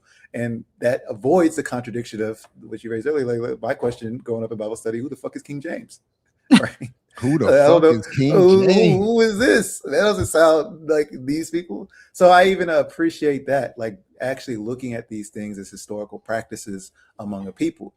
When we talk about neocolonialism in Africa, though, when I think about, again, all of these right-wing evangelicals going and passing these anti-LGBTQ laws. Not and just so that, the Protestant, not Protestant, the Pentecostal prosperity, like the way that is taking off in Africa right now, which is a whole, I have a student who's working on a dissertation about this, which is a whole other thing. Like the hold that prosperity gospel has on Africa right now, it's crazy. It's crazy. And then you see the white backers writing all the policy, sitting in the room with all these Africans talking about this is gonna be great for you. And then that's wild. And they reverse history and be like, well, actually, homosexuality wasn't in Africa pre-colonialism. It's the Europeans who brought it over there. I'm like, the Europeans who used to skewer people for buggery, those are the ones who brought homosexuality over to y'all? I don't think so. I don't think that's how that works. And there's a lot of people that don't read. A lot of Africans don't read African history or European history for that. Yeah. So well, to that point, that African Women in Revolution book, unless it's been debunked, seems to destroy all of that whole argument right there by itself. Yeah, that Europeans brought homosexuality into like that's some wild right. Anyway, then, yeah. Even like in the white atheist debate spaces with the scientists, like it's a practice among animals, like 400 species of animals. Yeah. Right. You could see, and if you go to the zoo, this is like because I'm not no animal. That part, which comes with Christianity, but also. Like this discussion of, yeah, exactly. Literally that separating yourself from animals is a big cause of that confusion, because people will be like, oh, that's academic. Oh, I don't have time to go to research or whatever. Go to a zoo. Go look at animals in the wild. You know, Dre with the succinctness. People be gay. It's true. People be gay. Wolves be gay. Fish be gay. and all sorts of things be gay. And practice all sorts of things. Like we are related. Organisms be gay. Organisms be gay. Or bi or hermaphroditic, or they transition gender, trans. There's a whole thing. Fish. You trans fish. And when the fact that some of these faiths make us separate ourselves from the animal kingdom or preach that we are over animals, again, is why I said that Mother Nature is God's sort of belief system is actually contradictory to a lot of the ways Abrahamic faiths are practiced. Because even with that discussion, you don't have to be a behavioral scientist. You don't have to be some sort of animal researcher to observe this behavior. I have literally gone to the zoo with some kids and they seen a monkey masturbate. And they're like, what is it? What's he doing? You know what he's doing because that's you. That's your cousin. So stop acting like. No, but there you go. Right, the Gillian. That doesn't mean they were accepted. You're right. That's right. Yeah, that's right. They were homosexuals. We don't have to accept them. You're right. Let's throw them out. We're in the 21st century. Get them out. But again, to Rodney's discussion of our history and all of our discussions of our history, Africa is a vast continent with hundreds of cultures and thousands of languages. And so, yes, in some societies, homosexuality was not accepted, and in some it was. In some societies, there were 3 genders, some there were 2, some there were 4. This is just the fact that we have to look at ourselves as a people, an African people, across space and time. So I appreciate Rodney for doing this kind of thing. This was like an awakening for me in a lot of ways, but also just reinforced certain understandings I had about human beings, about how we move, about our history as African people. And yeah, why we have certain confusion, why the Rastas, shout out to them. But I'm like, this is, I mean, y'all aren't practicing the animist religions in Ethiopia. Y'all aren't praying to Marem, right? So I always ask, that's what I was saying with the neocolonialism, why is the Abrahamic faith always privileged in these conversations? We had to have that discussion, a nuanced discussion of Burkina Faso, because we're not fucking supporting color revolution. But when the family code discussion came out, and I'm like, well, where is that homophobia coming from? Because there are traditional African spiritualities in Burkina Faso that practice same-sex relationships or gender fluidity. And so when I look at the people, as I said about Cuba, I look at the history, I look at the religions y'all are practicing, and there seems to be one that is getting preferential treatment over the others. So I appreciate Rodney again for highlighting that. I reject them all, but I do think if you are picking, you have to do what Kwame Ture and Sekou Touré said. You have to respect others. You cannot just say mine is the one truth and yours is made up, and I don't respect that. So this is. And I also like to the point that you all made about Sekou Touré's piece is that he is trying to make a nuanced argument, but also trying to make the point that if you are going to be a Muslim, you that doesn't mean it doesn't preclude you becoming a revolutionary. Or it shouldn't. So I think that's important. Yeah. We've had plenty of evidence. What I said even is that it's somewhat overrepresented, but we know that Christians are revolutionaries. This doesn't surprise me. We honor H. Rap Brown, Imam Jamil Alami, right? We know that you can be a Muslim revolutionary. That is not a surprise. What I think gets muted in our discussions is that you can be atheist revolutionary too. And that is not just a European tradition, that is also in the African diaspora, that we have plenty of non-believers who are revolutionaries. Well, you say we, but we got to remember like who the we's are, right? Because we are anomalous in this society. I think even in others. I really, so I mean, and I say that about many things, but like I think about it more and more frequently these days because like there are things that like as I engage on the internet and with other people like outside of the people that I come in contact with, I'm like, oh, these are things that people still care about. So like, no, I mean, so saying that like we know that atheists or like the challenging that atheists can be revolutionaries, or even the challenging that Muslims can be revolutionaries. It depends on the world you grew up in. Yeah, absolutely. Right? Because in a lot of respects, you know, yes, we know that Christians can be revolutionaries too, but in a lot of respects, the type of Christianity that a lot of people have been exposed to is one that doesn't question, that doesn't challenge, right? That turns the other cheek, that doesn't do any of those things. And even if they do somehow tell the story of Jesus Christ as somebody who cares about, you know, the least among us, somehow that still doesn't translate into how we should behave in our daily realities, right? And so the we is questionable there. Who is we? Ancient African proverb. Who is we? You're absolutely right. With this last piece, last excerpt I had was about religion. Can we popcorn it? I've been reading a bit. Layla, can you read the first paragraph? Religion is an aspect of a superstructure of a society, deriving ultimately from the degree of control and understanding of the material world. However, when man thinks in religious terms, he starts from the ideal rather than the material world, which is beyond his comprehension. This creates a non-scientific and metaphysical way of viewing the world, which often conflicts with the scientific materialist outlook and with the development of society. African ancestral religions were no better or worse than other religions as such. But by the end of feudalism, Europeans began to narrow the area of human life in which religion and the church played a part. Religion ceased to dominate politics, geography, and medicine. To free those things from religious restraints, it had to be argued that religion had its own sphere and the things of this world had their own secular sphere. This secularization of life sped up the development of capitalism and later socialism. In contrast, in the period before the coming of the whites, religion pervaded African life just as it pervaded life in other pre-feudal societies, such as those of the Maoris of Australia, the Afghans of Afghanistan, or the Vikings of Scandinavia. Jared, can you take the next one? Sure. Religion can play both a positive and negative role as an aspect of the superstructure. In most instances in early Africa, religious beliefs were associated with the mobilization and discipline of large numbers of people to form states. In a few instances, religion also provided concepts in the struggle for social justice. The negative aspects usually arose out of the tendency of religion to persist unchanged for extremely long periods, especially when the technology of earning a living changes very slowly. This was the case in African societies as in all other pre-capitalist societies. At the same time, the religious beliefs themselves react upon the mode of production, further slowing up progress in that respect.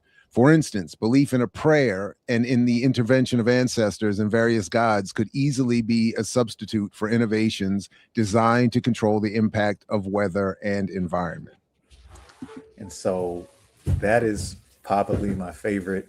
That is what I would respond to Ancestor Kwame Ture with when he talks about religion in the sense of like it's this to do this thing.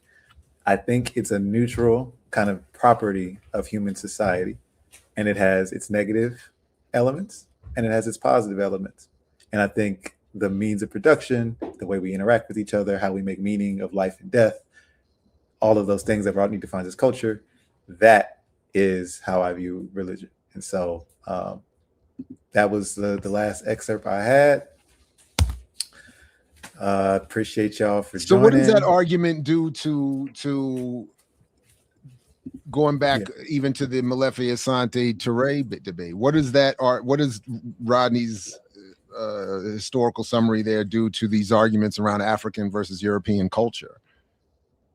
Right, it's dialectic. Well, what I love about Rodney is because, again, like from the evolutionary standpoint, we're all human beings. We came from Africa, right? But that doesn't mean even the ancient early humans were Africans in that sense. African is an identity that emerges like through politics, through human migration, through cultural formations, right?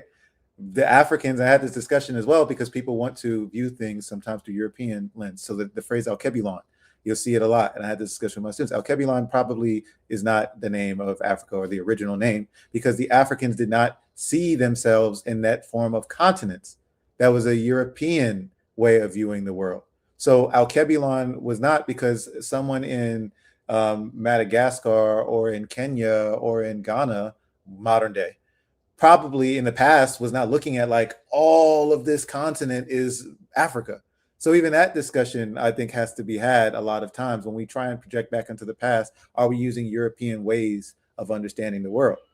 So that I've had a discussion. No, we don't have an African name for the continent because what language would it even come in, right? Why would we assume there's one universal language that everyone's speaking? That was a product of European conquest even. The fact that they had to pick certain things and they were named a certain way because they went and they planted their flag here and they said, okay, this is a Spanish word, or we're going to steal the native word for this thing, or all of that. So that's how I view it. Like, where did African culture come from? How are human beings transformed over time? And so we even talk about this, why I don't like the Iceman inheritance. I've talked about this before. Why I take some issue with Yurugu is that it looks at European society not as like human populations to struggle in all of those things. So when he talks about the Vikings in Scandinavia, for example, white supremacists came and tried to co-opt the Vikings, like LARP, cosplay as Vikings. But when you look at the Viking, their pagan release, they're actually seen as like heathens, like us. They would have been pagans and they wouldn't have been seen as this thing. So empire comes and tries to rewrite history. You know where that came up again? Remember when Cash Patel did his Charlie Kirk right after Kirk and he did the whole thing, I'll see you in Valhalla. Yes, like your co-op. And the MAGA world was like, he wouldn't be about Valhalla, he'd be talking about heaven and Jesus, you got man. And so I think like when we watch, Brave is that fiction that kind of covers that. But yeah, like there was witchcraft in Russia. I think witches were men in Russian society. So even like those kinds of things, talking about Europe as history, talking about how all human beings have certain social practices. We all have certain ways of cooking food, and some societies are similar to others because of geography. That's how I view this all. And it makes way more sense to me that way than trying to say we have like a universal Africanness to us. That's like the idealism that I run from. Right on. Yeah. We had some comments in the chat before we go out. First off, Old Grease gave us $5. and said, "Why do we put so much First of all, emphasis don't on hate her. I'm just writing cursive because I'm a product of my time. Okay, what was it? It was my 8th grade English teacher. She made us write everything in cursive, and it just stuck. Also, you know what? My older brother has really pretty handwriting, and it's cursive. And I always wanted to write like my older brother, and so I always write in cursive. My parents also had good handwriting, and so I've been told I have good handwriting. Yes, cursive is definitely a dying art. But at the same time, to be dialectical for the kids, most of them at 2 years old have a mental understanding of the QWERTY keyboard, and they can tell you where the E is because they've been typing on tablets this forever. So yes, while you can make your weird looking Q and your Z that do their thing, okay, some 3rd grader could probably type faster than you. So I also don't think it's superior, but however, we were just having a conversation about how important it is to be able to read and understand these religious texts for ourselves or our own interpretation. A lot of old shit is written in cursive. So not being able to read cursive means you got to be subject to other people's interpretation. That's all I'm gonna say. I'm not saying cursive is superior, but script was Yep. At this point, if I handwrite in any form, it's illegible. So my signature is a scribble, and like all my handwritten notes, cursive or not, are just it's a mess.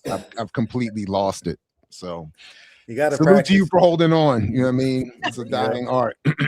Some more comments real quick. I saw this earlier. I completely agree. Dead naming is a tactic of empire. So when he says Stokely or when someone says Joanne Chesimard, that is absolutely a tactic of empire, acting like the white man, which is why I say when you cannot respect people's pronouns or names, you are also acting like the white man. Do y'all not see the parallel? Acting like the white man when we call him Malcolm X too. So that was what I was going to say. So I was going to say, Dre, I agree.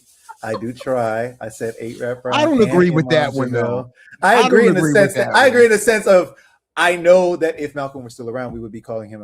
So then why don't we call him Omowale then? He got that name at the end too. But Jared, so you got where I was talking about.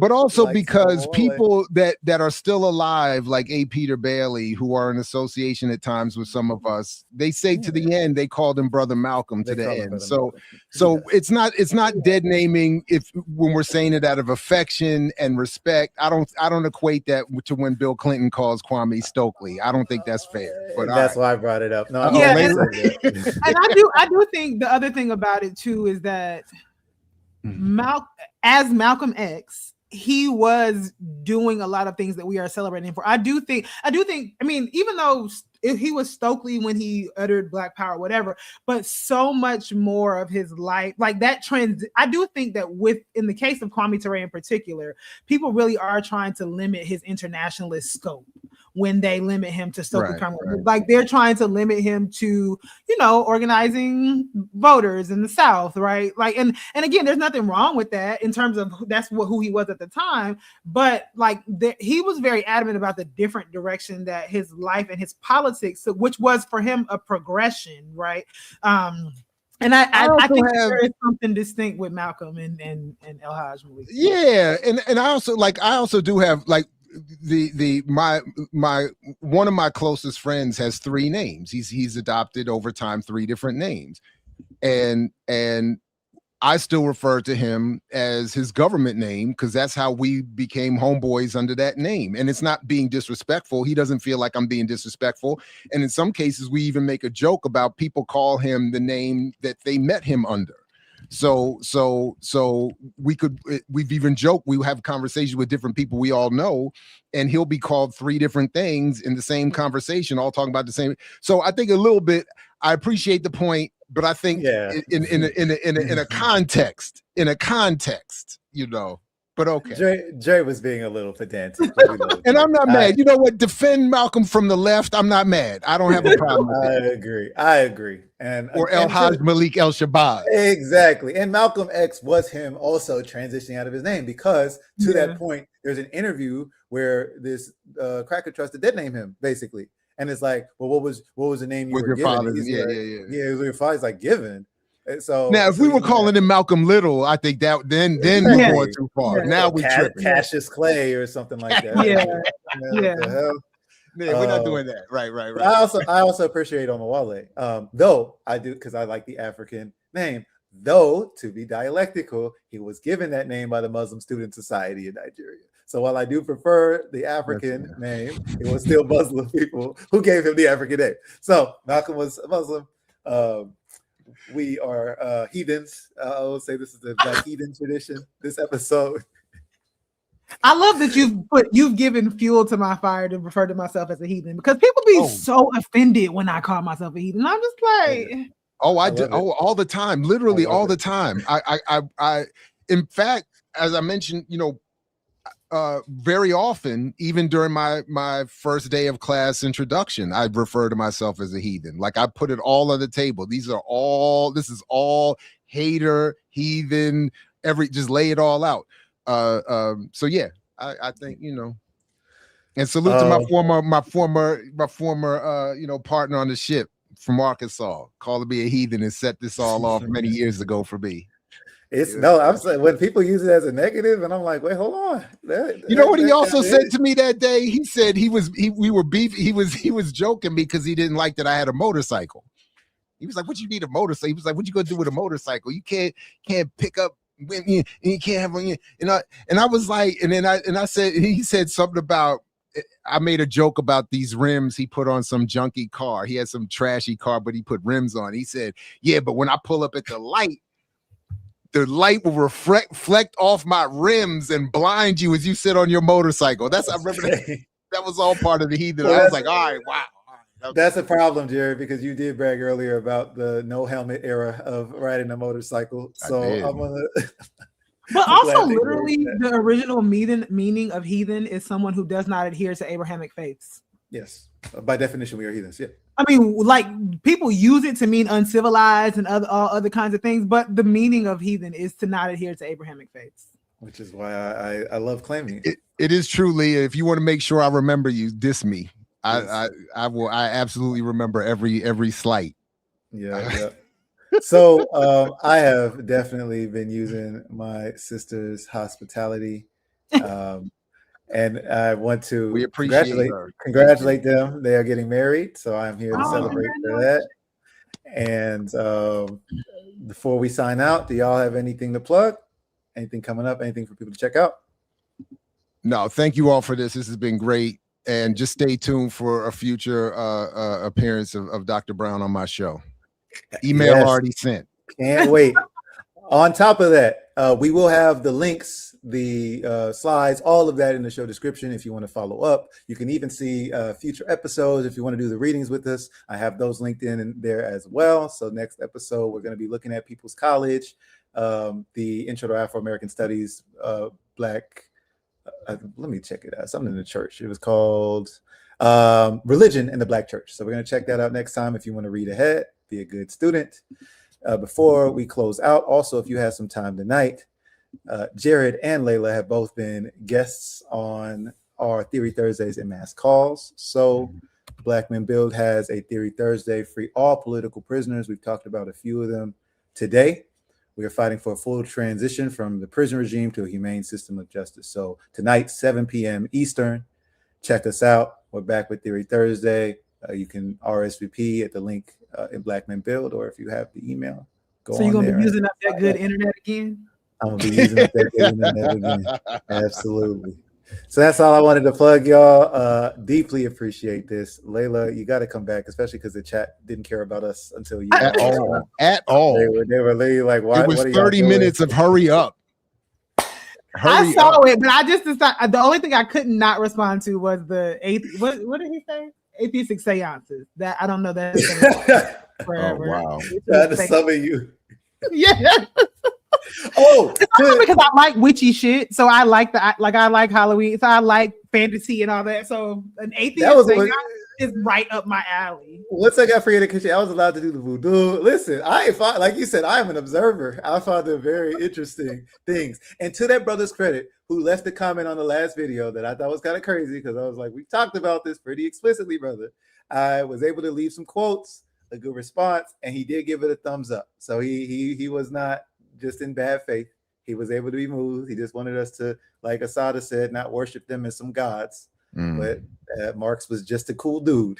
And so that's how we look at it. So, all right, Jared, want to take us out? Yeah, folks. Oh, and just quickly, by the way, if folks have time before they go to Black Men Build at 4:00, I am going to talk some shit about Jay-Z and some financial literacy stuff. So come through if you got time. But other than that, folks, thank you very much again, Dr. Brown, Lorick, to the Undefeated Chat. Peace, everybody, as always, as long as you're willing to fight for it, like Fred Hampton used to say. And we will see you next time with more Black Atheist Radical Tradition here on Black Liberation Media. Black Liberation Media is a collective of Black and African organizers, journalists, academics, and media personalities serving Black and African masses seeking to further grow in their understanding of themselves, their histories, and the African world through entertainment and news. Please continue to like, subscribe, and donate to the channel so we can further serve you and liberate our people. You can also go to blkliberationmedia.org, get some merchandise, and also become a Patreon member and a member from the YouTube. Please do what you can, share, and show your love as we will show ours for you. Black Liberation Media.